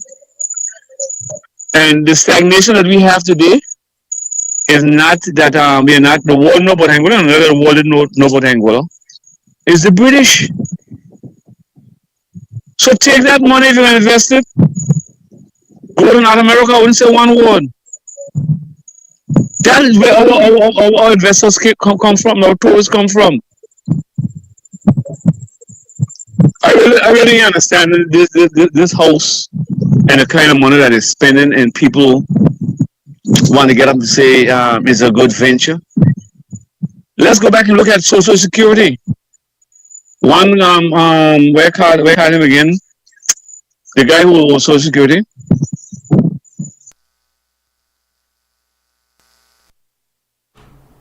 Director Hodge, you mean, right? The director? Yes, Tim Hodge, director, who was the boss there one time. People say, oh, that was a good thing. He invested in overseas and money will be returned. But if on a bounce, the stock went down, we lost that money. Pop Junior well said, you buy a house for 500,000, and next couple of years it'll be $1 million. Who tell you how fire can't burn the building down? Who tell you what happened if Venezuela can't happen, or then quick shake the building and it falls to rags? How old is the building, Papa Johnny? How long has that been built? 5-story style. How long? We saw buildings in Venezuela that was built by the Chinese just fall apart like cement dog steel in them. Who knows the structure of the building you're going to invest in? And you think that the next 5 years or 10 years it will cost $1 million, and it costs nothing, Papa Johnny. And you, Papa Johnny, say that you have confidence in our leadership that they would do this and do that. Papa Johnny, all the people got confidence is in God, not man. Man is failure. And that confidence can fail easy as ABC, Papa Johnny. Papa Johnny, tell the government that you have confidence in. And they're going to sound like a stick record saying it. Put the money in the social development of Angola. Put the money in the hospital. Say it all night like a stick record. There's someone who said to me to tell a person that there's something called insurance. If you buy a building, it's insured. You buy it is checked up by persons who does structural checks before you purchase. It doesn't just happen that way. And any land in London, England, will be high prime, high price land, high value property. I know you're backing it. And I'm gonna tell you. I disagree with the building. I told you from the beginning, you know. But charity begins at home, Hamo. Let's get Angola up and running. This government was put by the people of Angola, and the people of Angola is saying, no to it. It should be no to it until the Angola is up and running. Hamo, they're not campaign. It's not like campaign promises to the people of Angola. A house in part of the campaign. The campaign was towards the people of Angola, the development of the youth of this country, the development of the people of this country, Hamo. How the first agenda that they could jump up and buy a house in London, and we gonna agree with it, Hamo? No, brother Hamo, we can't do that. The campaign promises that they promise the people of Angola needs to go in order first. Put them in order. But after that, you go and you do what you want to do after that. This house in London will live on the campaign trail, and nothing like the campaign about how they are doing. They're just like the past government who campaigned against GST, and getting office, what they do? Pull GST down our throat.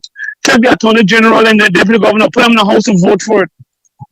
When we had two leaders of government, 2 ministers of government, walked out of the house, refused to vote for it.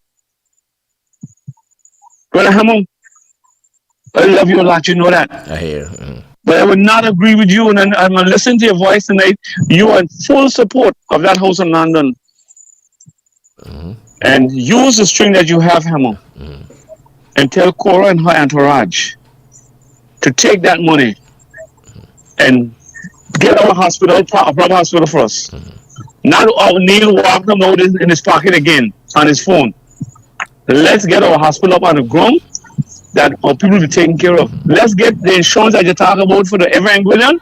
Let's get that in order. Let's get our track and fields up that our youth and our youth are doing good, you know, Hammer.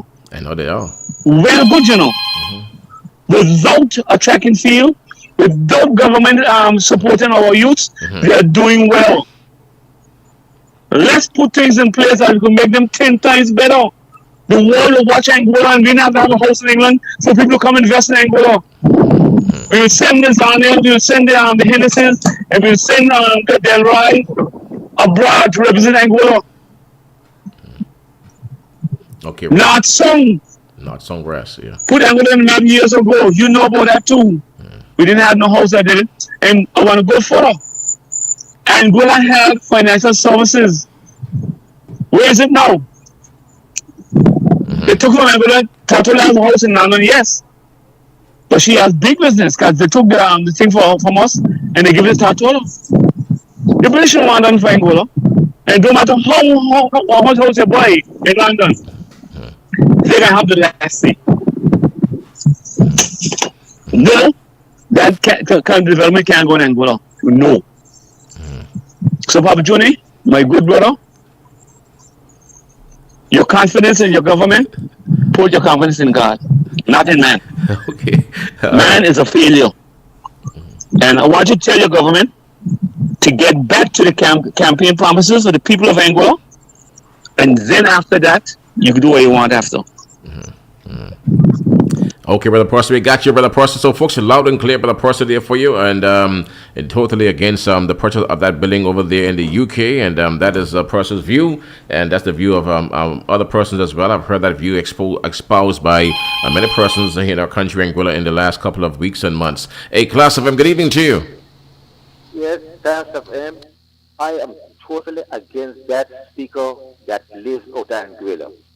He is nothing in favor of Anguilla. What I'm saying, Mr. Prosser, when you build a house, who is responsible for the maintenance of that house? You have to maintain the house, yeah. Right. So if Anguilla buy a house in England, Anguilla have to maintain that house?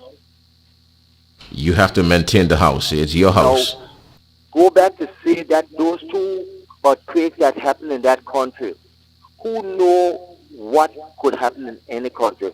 That five-story building could topple over at any time.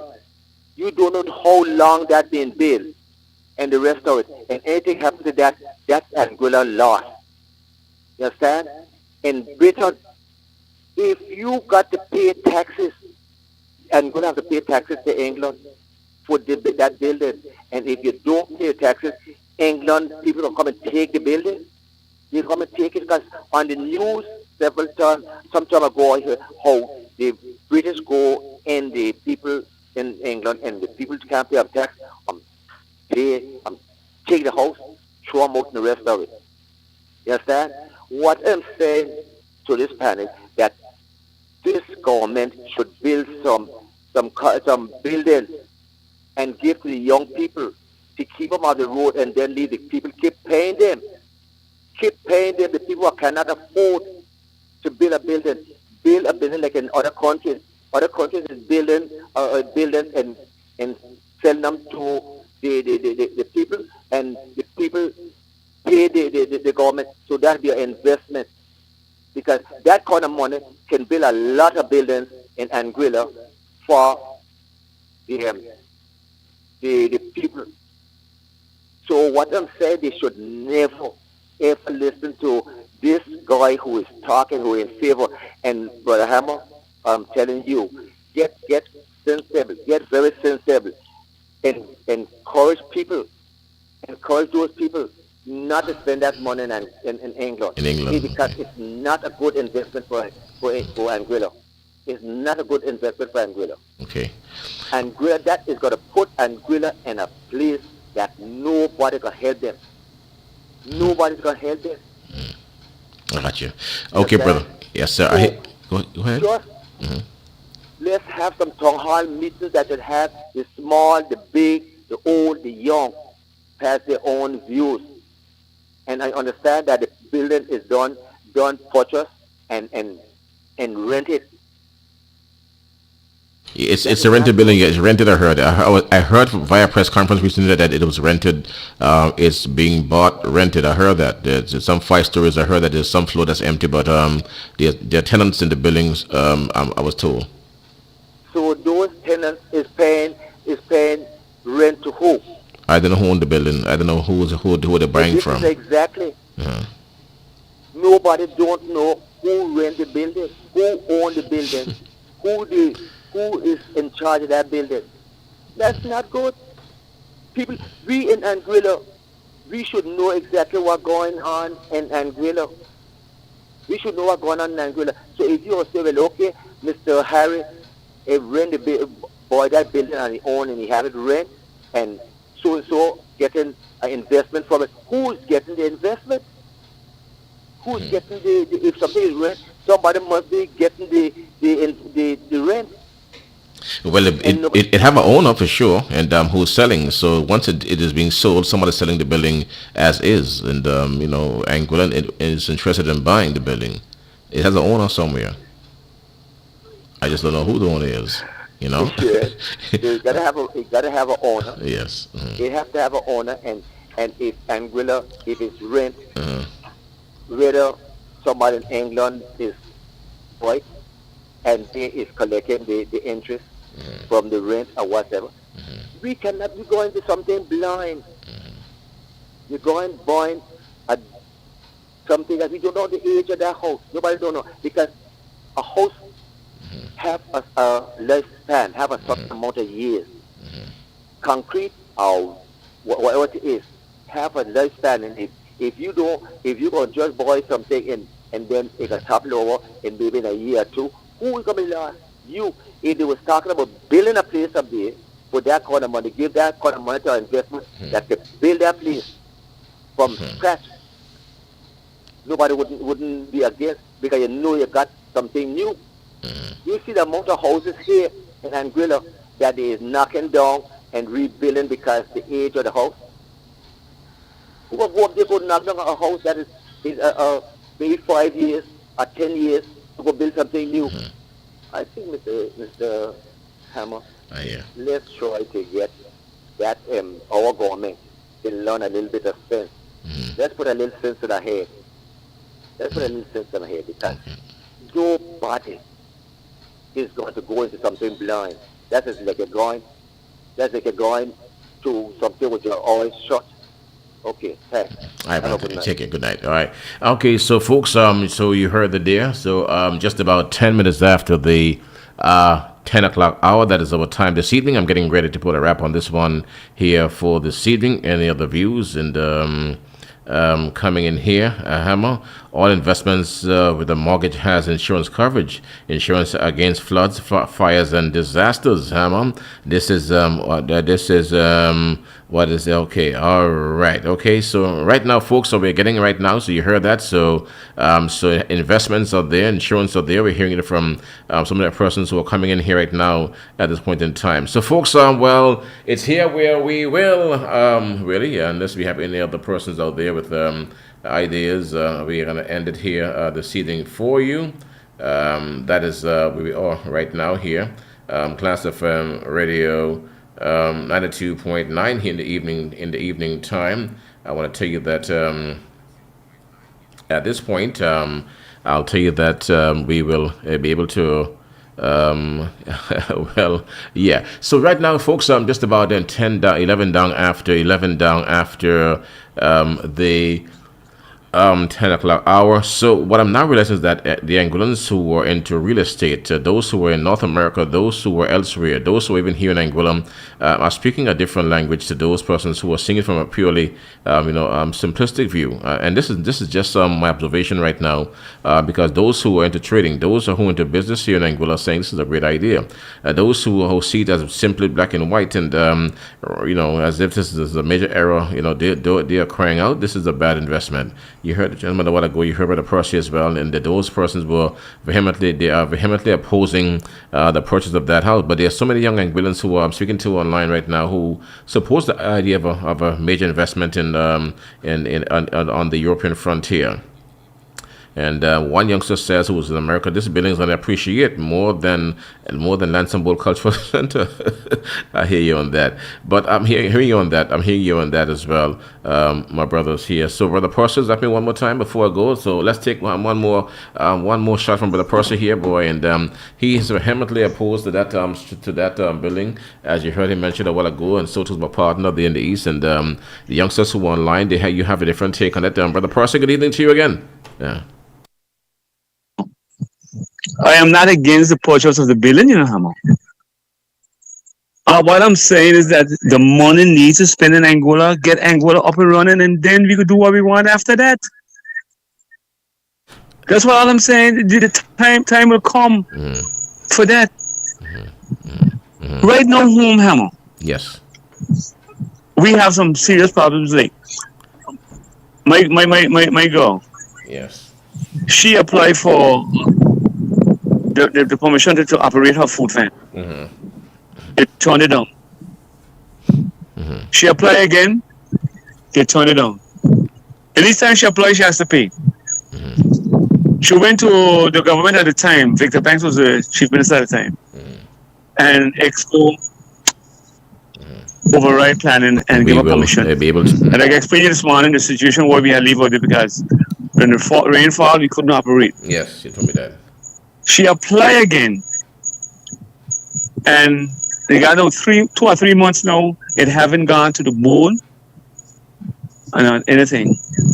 So she don't know where she stands. But like I told her today, I'm going to take it up and put it down up there and let them come after, because we got this thing wrong in this country, Hammer. People who want to develop the country is pushed back. Amen. People who want to do things in this country, and I heard you speaking about Mr. Ray's, and for years I had Mr. Ray on hold. On hold for years. Alistair on hold. Everybody on hold. Other business on hold. And who's doing it? Yeah, some little punk and planning. Yeah. It's a fact. Who has their agenda. And not the people's agenda. And if we don't take the bull by the hand in this country, I'm going to go nowhere. And this is the same thing that is happening. Foreigners come here and they get whatever they want in a rapid time. Look at the amount of Chinese buildings that is going up in Angola. I tell you. And more building. Look at the amount of Chinese in Angola and more coming. But the British ain't saying nothing about that. No. But let's American come in and develop something and they don't want it, they'll tell you pay no, not in Angola.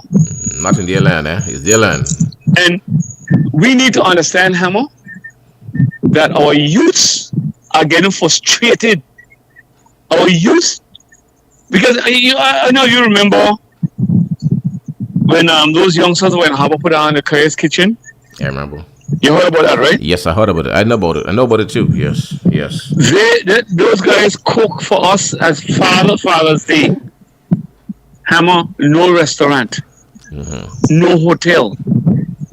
We got to prepare food and the type of food, the quality of food, and the taste of food like those young men of the Harbour put on in that show, Hammer. There was promise, help, and I'm going to have reached to them. Let's look around in the villages, and each village, district has a representative. You can take 3 people from each village and then help them get up the ladder. And those 3 people will bring hundreds of people to the table. Because if you could carve 3 young men from Island Harbour, 3 from East End, 3 from Sotogrong, north side. 3 from Churchill, Ray Hill, and Little Harbor, and some part of Voltaire. Okay. Road south, road north, western, 3 from there. Tell me at the end of the 5 years in government, if you could get them together and get them up and get them moving, Big thing for Anguilla, yes. what will definitely. happen to Angola, Brother Hamo? She will soar. She will rise. That's for sure. Big time. She will rise. She will soar big time for sure. If you get those guys up and going, and they need our support for sure. More preparing for bread. But no, we focus on a building now in England. We focus on bringing investors in Angola. We can invest ourselves. Develop all people that we can invest. Sit down with your permanent sex. Sit down with those people who are in offices and have them stop trampling Anguillians. The young Anglos who want to develop, stop trampling them. My girl goes up to Road Hammer now because she's so frustrated. She do lemonades. So she goes up every morning. She has to, right now my truck is down. So we have to catch a lift up there in the morning, catch a lift back in the afternoon. If her boot was up there, she wouldn't have to move nothing. They'd just walk up there and do her business. You're right about But that. no, Yeah. the government of the day is focused on a building for investment and forgetting to invest in its people. The greatest investment in any country is when you invest in your people. You cannot take the country above the people. You have to walk the people up with the country. That's what Corridor is doing now, taking the country up and leaving the people behind. Every government has done it, and they are continue doing the same thing. Let your people at the same time. And I keep telling them, look at St. Martin. St. Martin alone, how can you come and invest? How much St. Martin's invest in St. Martin? Not too much. Not too many. Okay? A handful. And St. Martin mistake should be our correction. And if we can't see it and correct it, then something is wrong. Our leadership is dead in Angola. We got dead beats in government. And every government in Angola, as far as I'm concerned, do not love the people of Angola. All they want us for is 5 years. Sam in line and vote for me, vote for me. I'm going to do this, I'm going to do that for you. When they get in office, what they do? Make sure they get a good salary that they could go and take care of themselves. And you ain't hungry no more. No food basket no more for you. So you sit there and suffer and die. When I get up there, when I done, I got my gratuity, my pension, off the backs of the poor people. What about the old woman who left the Hotel Hammer after 30 years or 20 years, can't walk no more, goes home with the last dollar, payroll. But our government goes home without gratuity or pension, Papa Johnny. That's who you have confidence in, Papa Johnny. And I was made to understand that this government has increased their salaries again. I'm standing to be corrected if that is not so, but I was made to understand that. Where is the love of the people? Where is the people development, Papa Johnny? Your house in London could come, but invest in your people. Bring your people up with the country. Grow your country and the people together. If Hammer has 2 children, one a year old and one 6 months, a year and 6 months, those 2 children will grow proper. You know why? The shot from that one would fit the next one. That be done. But if you got one 12 years old and one just a year, you gotta give away them clothes after because nobody will answer to wear them. And you still gotta take it to the 12-year-old one. Grow them together. Go to your country, get a quorum. Even though I don't believe in women leadership, the Bible speaks against it, and I don't love it. Papa Junior, I love you. But I cannot agree with you in Hammer tonight on this building in London until the people of this nation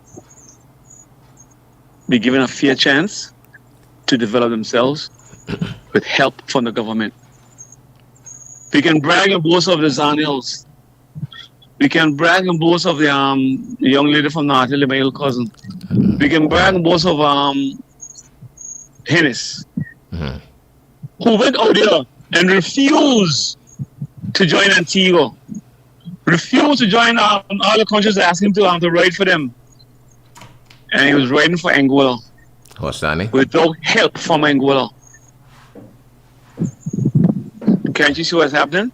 Today he's not on a bicycle. No, sir. He's off the bike. You know why? The country grew and left him down in the mires. The country did not look down on him and say, let's bring him up, help him get up there. We allow him to stay and die a natural death. Look at Lanford Harrigan. Well, this is not the government, but this was people who come in who scouting and looking at him. One of the best batsmen in the Caribbean. Look at the youngsters that we have here. Where's the investment of government pushing them to get him somewhere? There's none, Papa Johnny. And I'm going to close by telling you, Papa Johnny, that money that you're talking about needs to go in Neil pocket to get the state-of-the-art hospital out of his pocket. Build the state-of-the-art hospital with the state-of-the-art doctors and with the state-of-the-art treatment that all people have to go abroad.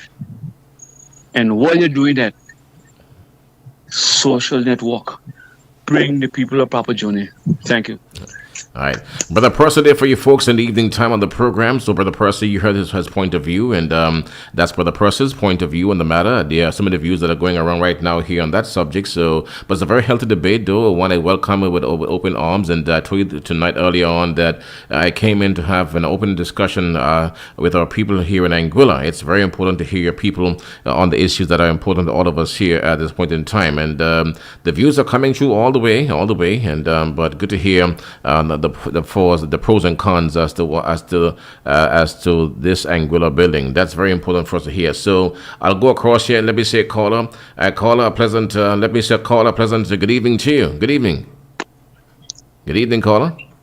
Hey, caller. Good evening. Good evening to you. Hello. Listen to the phone line. Listen to the phone line, not your computer, not your systems, or what you're on. I'm here. Good evening to you. Hello. Well, no one is there. Are you there? No one is there. Good afternoon, Hello. Yes, sir. Good night. Good night to you, sir. How you doing, sir? Talk to me.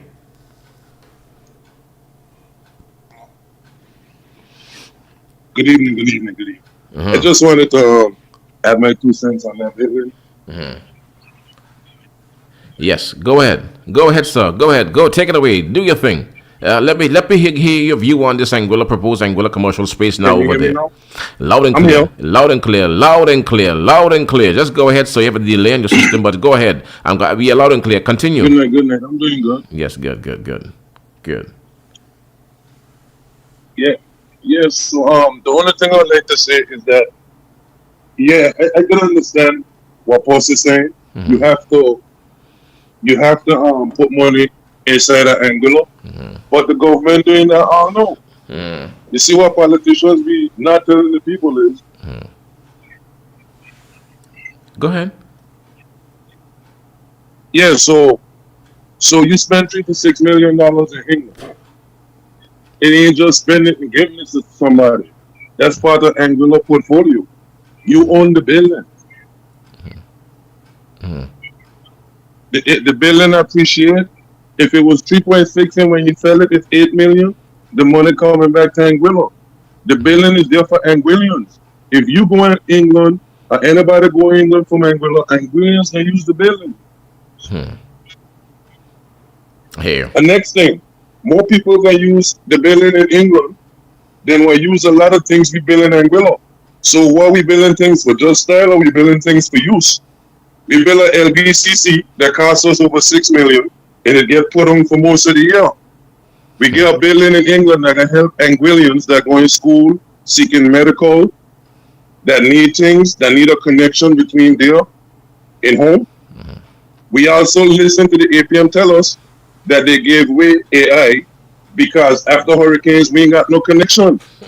So wouldn't it be smart to have an asset outside of where we at to carry on our mission in these times? And if we serious on bringing back AI, wouldn't we want a building outside since them already tell us, oh, we got connection issues that we can manage it from too? I'm hearing you. So you're saying it makes sense to own a building or this asset overseas. It's an asset you're saying that it's not a liability, it's an asset. This asset appreciates, you're saying. He's on delay, folks, so he's gonna get to us. He's hearing it and delayed. And then one more thing I'd like to address. Everybody wants the government to help. And I want the government to help. But helping ain't always putting money in your hand. Helping is offering scholarships, grants. How much politicians you ever hear come on your show or any show and tell you it's grants out there, it's scholarships out there, it's this out there available. You know how much things are available for Anguilla that they don't know because politicians will never tell them that. I would tell them, oh, they can't get it because them ain't the ones that offer it. I hear. All right, so I'm hearing you what you're saying now. So you're saying that you are making the case now for the for government to purchase the building. You see nothing wrong with purchasing the building. You are saying that they're helping all the time. They're giving. You don't ever hear that. Yeah. Yeah. He's listening to this. And then one more thing. Yes. That I want people to understand about this building in London. Whenever you hear politicians talking about it, they don't talk against it for what it can do for Anguillians. They talk against it for what it might do against them. I hear. Against them. So so what can it do to them though? I mean, why would it be against it? I mean, I heard Process concern, you know, from his understanding of it, but why would politicians be against it? You know, yeah, yeah. So why would he be against it? Yeah, why would he be against it though? I don't understand that. Because I mean, they've expressed concerns. They have said what Posse would have said: spend the money in Anguilla. We would have heard that, and that's my 2 cents on it. Yes, I think it's a good idea because everything gonna work hand in hand to get Anguilla where it need to be. All right. All right, sir. Okay, sir, thank you for your time. I know we have the delay system going on there. Thank you for your time, sir. Thanks for that. And but he's an Anguillan who's overseas as well. But I'm listening to a number of Anguillans who are writing me here all the time tonight here on the system, young Anguillans who are everywhere, and saying that this asset will appreciates. This asset appreciates in a big way, and this asset is in no way depreciates or diminishes Anguilla's investment really in the UK. Brother Posse, you're back at it again. Brother Posse, good night to you, Brother Posse. More educated on this building than us in Anguilla, because he said that Anguillans can come there and go to that building. What would we go to the building there for? For consular services, for support, student support services. So student support, a lot of services you can offer from there. Student support services, one of them you can offer there, and lots of things can happen from there if you depend on what you're offering the office. You know, yeah. It's for Anguillans to leave Anguilla and go there. There is space for our students to go there. This guy is well educated about the building, and Anguillans are not educated about the building. And I want him to understand that nobody's calling down, nobody's saying not to have a building. But you're saying, and I'm going to repeat it, even a song like a tingle symbol. I'm going to repeat it again, Hammer. Because the city being understanding this. It's not the time for that. The time is for Angola now. The campaign was we're getting Angola up and running. The campaign was not about building a house and buying a house in London. You got to first obligate to the people who put you in office. This is why you guys ain't understanding. Why is it's such a pace? We run for a house in London. Who the house belongs to? Who is encouraging to buy this house? I'm hearing certain things, and I hope it's not conflict of interest. I hope it's not conflict of interest. And Cora need to tell us who this house for. Can you come tell us who this house belongs to that they're purchasing? Who is the present owners? Because I'm hearing some things, and if it's true what I'm hearing, is a conflict of interest. It will be a conflict of interest. Okay, so we can answer the question then tomorrow. Then we answer the question tomorrow as to who the house belongs to. That's the question we have for her tomorrow morning. To explain to us who the house belongs to, who are they purchasing the house from. I think that's the question you want answered, right? You want answers on that? Okay. Because what I'm hearing, if it's true, it will be a conflict of interest. And when, yeah. Yeah, I'm here. No. You're good. You're good. Go ahead. We're good. I'm hearing you loud and clear. Loud and clear. Continue. When the ball bounces, and we get to know who the house belongs to, then we're gonna know what kind of government that we have. And one of Papa Junior would have the how you say you got confidence in this leadership. Papa Junior, do you know who the house belongs to presently?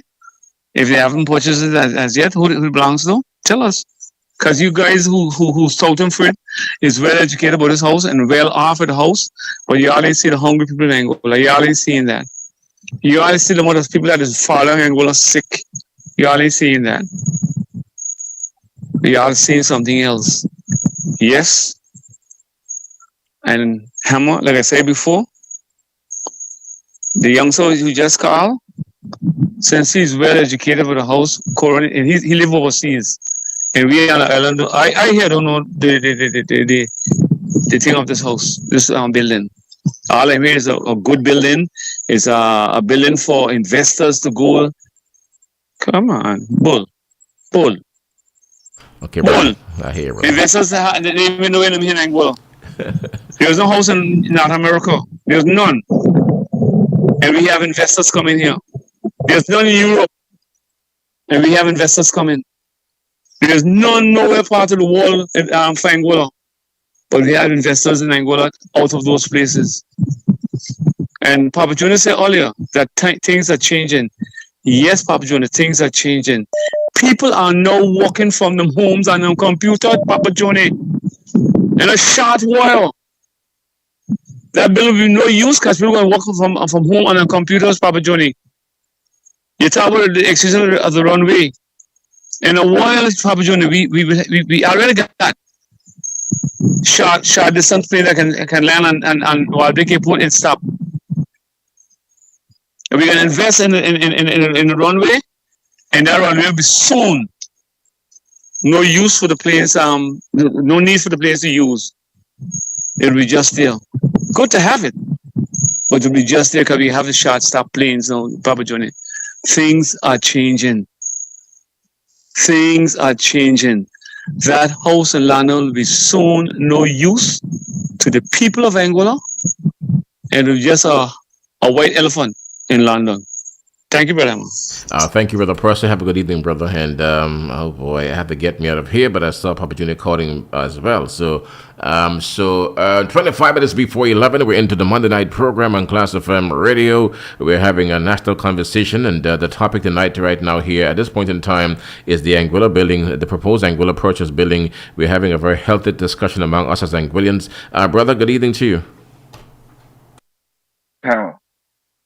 Yes, sir, bro. I must say, this is a very good discussion, and as Anguillians can see, it's okay for us to agree or to disagree.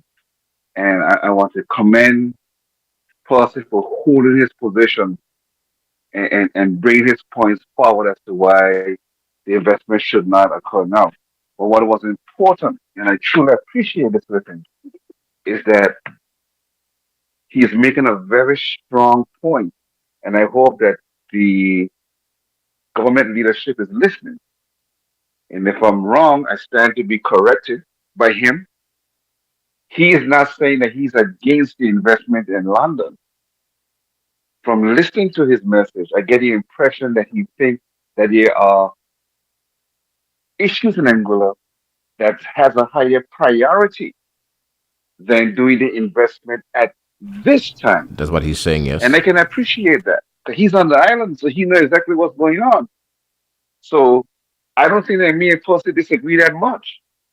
I have to understand where he's coming from, where he's stating that, hey, I hear what you're saying, but I think that we have more important things to get done in Angola than get in the house within a year or whatever.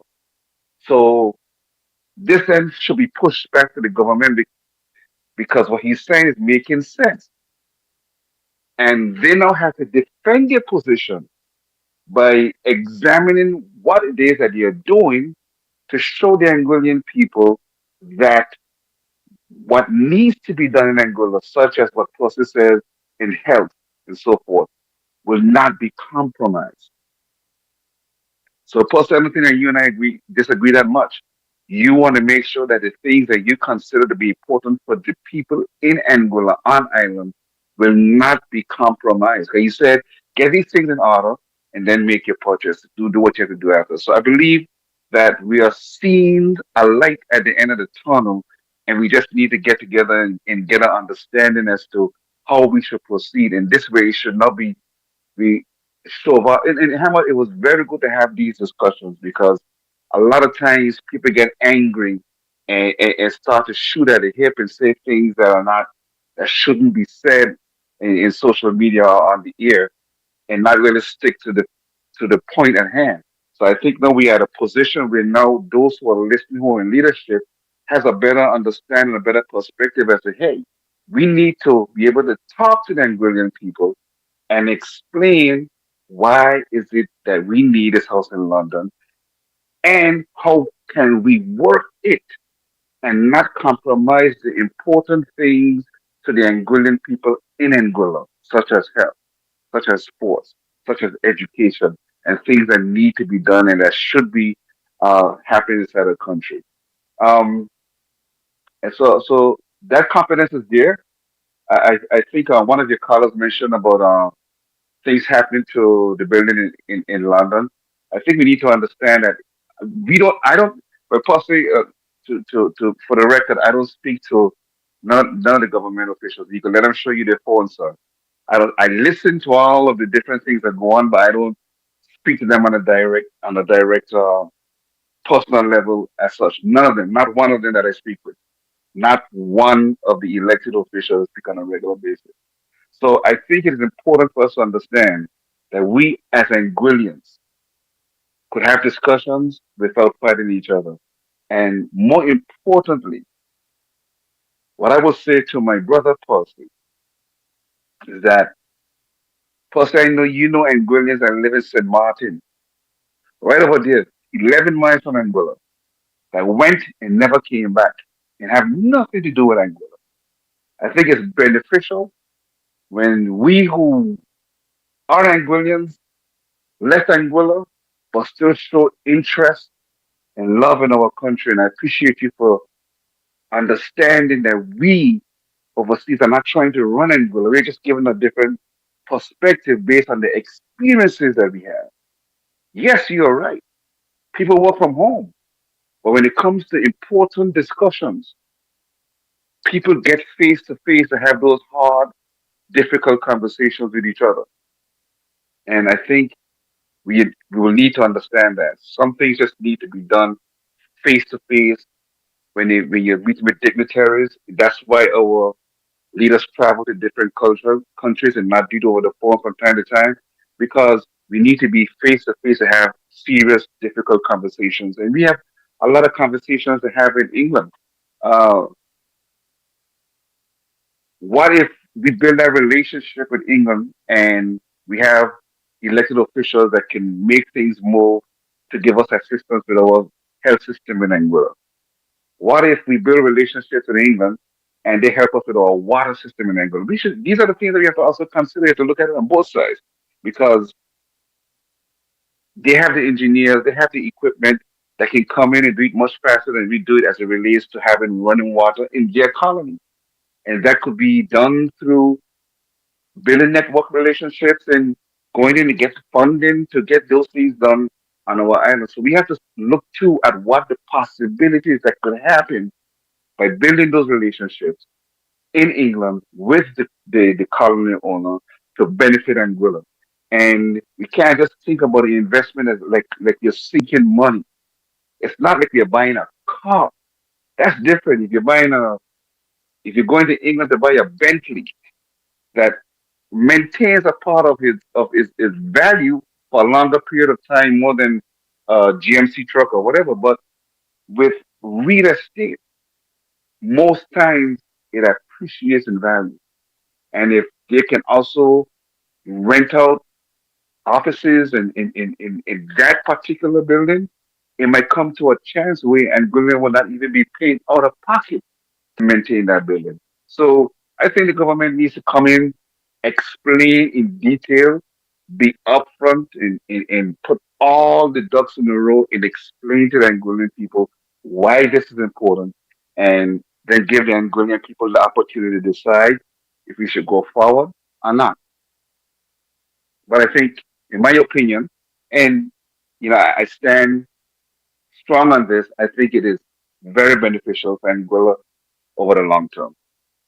All right.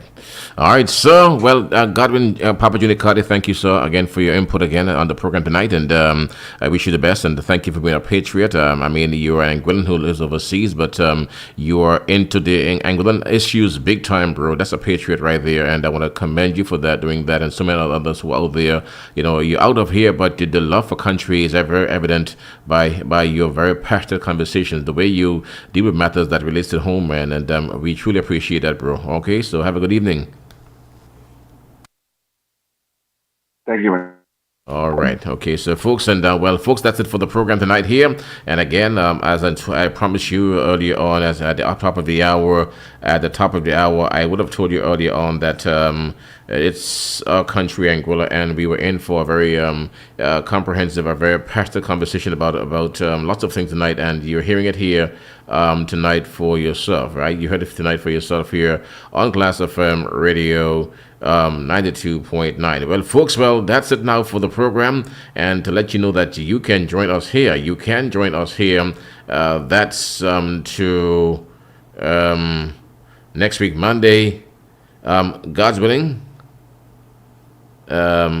God's willing, for another presentation. And bear in mind that you have a right to an opinion. You have a right to express your opinion, brother. Either way, whether you're this way or that way, it is your country, Anguilla, as well. And you have a right to a viewpoint. And these discussions are healthy. They help us to really build democracy, help us to really and truly broaden the horizon. It's great to have these conversations. And tonight was exercise in that for sure. And I'm very heartened and happy to hear the free flow of ideas, opinions, really, tonight here on this program. Thank you for your time, and I'll catch you next week, Monday, God's willing, right here on Class FM Radio 92.9. Right, so thank you for listening. No, before I go, I need to read this piece that came from one of our listeners. This is an Anguillan youngster who wrote a piece here early on, and I almost forgot. This here. It says here that someone says, Hammer, the biggest accomplishment of this administration to date is the adjustments to the GST and the temporary change from CIF to FOB, which they should make permanent.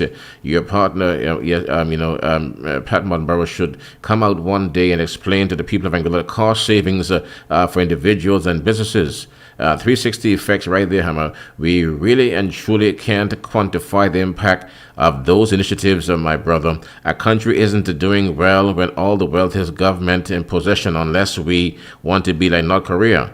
Man lie, woman lie, numbers don't lie. All right, so this is what they would have said here earlier to me. And someone says, what is this person saying? Carry the country without the people? What do you call $40 million in GST relief, Hammer? That is for the people. Okay, so, and someone said, Okay, so this is what the guys are saying. All right. Okay, so these guys don't understand how development works. To talk about don't spend money over in the UK, spend in Angola is to be out of touch with the nations, to for the people. In addition to using it for investment opportunities, so they're out of touch. You're saying, all right. Well, these are youngsters who are saying these things anyhow, but so they have a different view. So I'm getting it here tonight here from our people. It means that the government of Angola needs to have that discussion with the people even more. And as one of the callers said, there's a need for town hall discussions too, so the government can get a really fair gauge as to where the minds of the people are on this matter. If the people are against it, well, you won't. But I think it's incumbent on the government of Angola to make the case for the Angola commercial space. They have to make the case, and you can tell based on the conversations we are having with our people that they're persons who doesn't understand this initiative, this program that the government of Angola has proposed. Right. So, folks, I'm gonna leave you now. Peace and love. I'll catch you tomorrow morning, God's willing, right here on Class FM Radio 92.9. Right. So, have a good evening. It's now 11 minutes now before the 11 o'clock hour. Peace and love.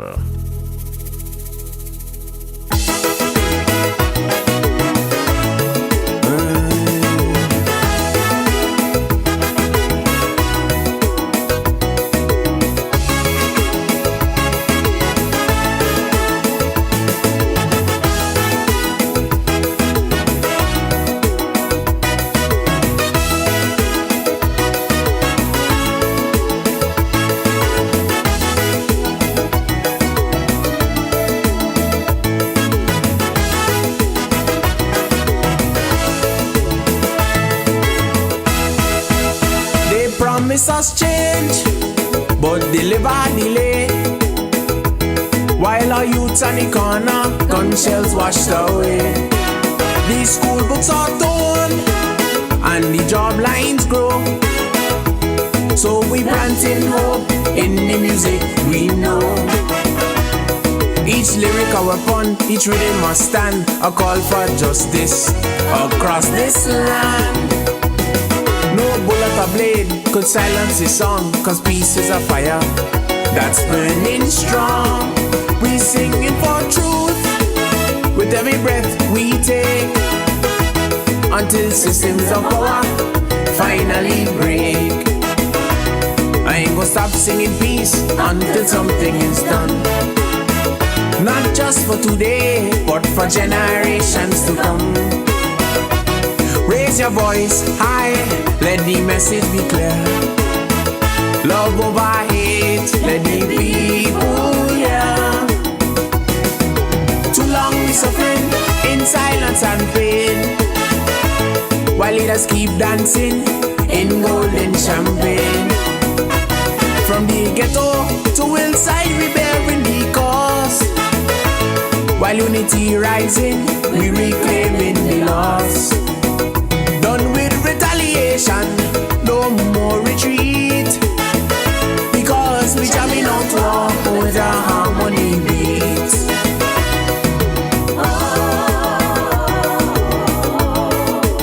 Help me sing this song for peace until something is done. And we singing. Help me sing this song for peace until something is done.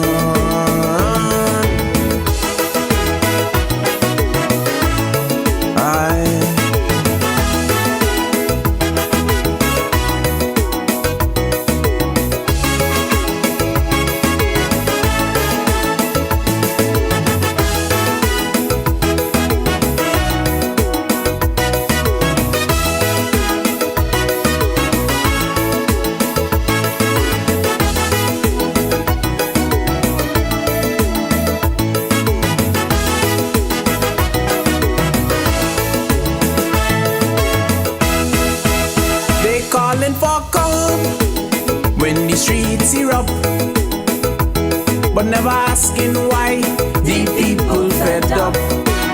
We marching for more than a band-aid law. We marching for justice, equality and law. This song is a shelter when storms are near, a chant for the fallen and for those not here. authority to those who we know you're not doing enough. We are demanding more.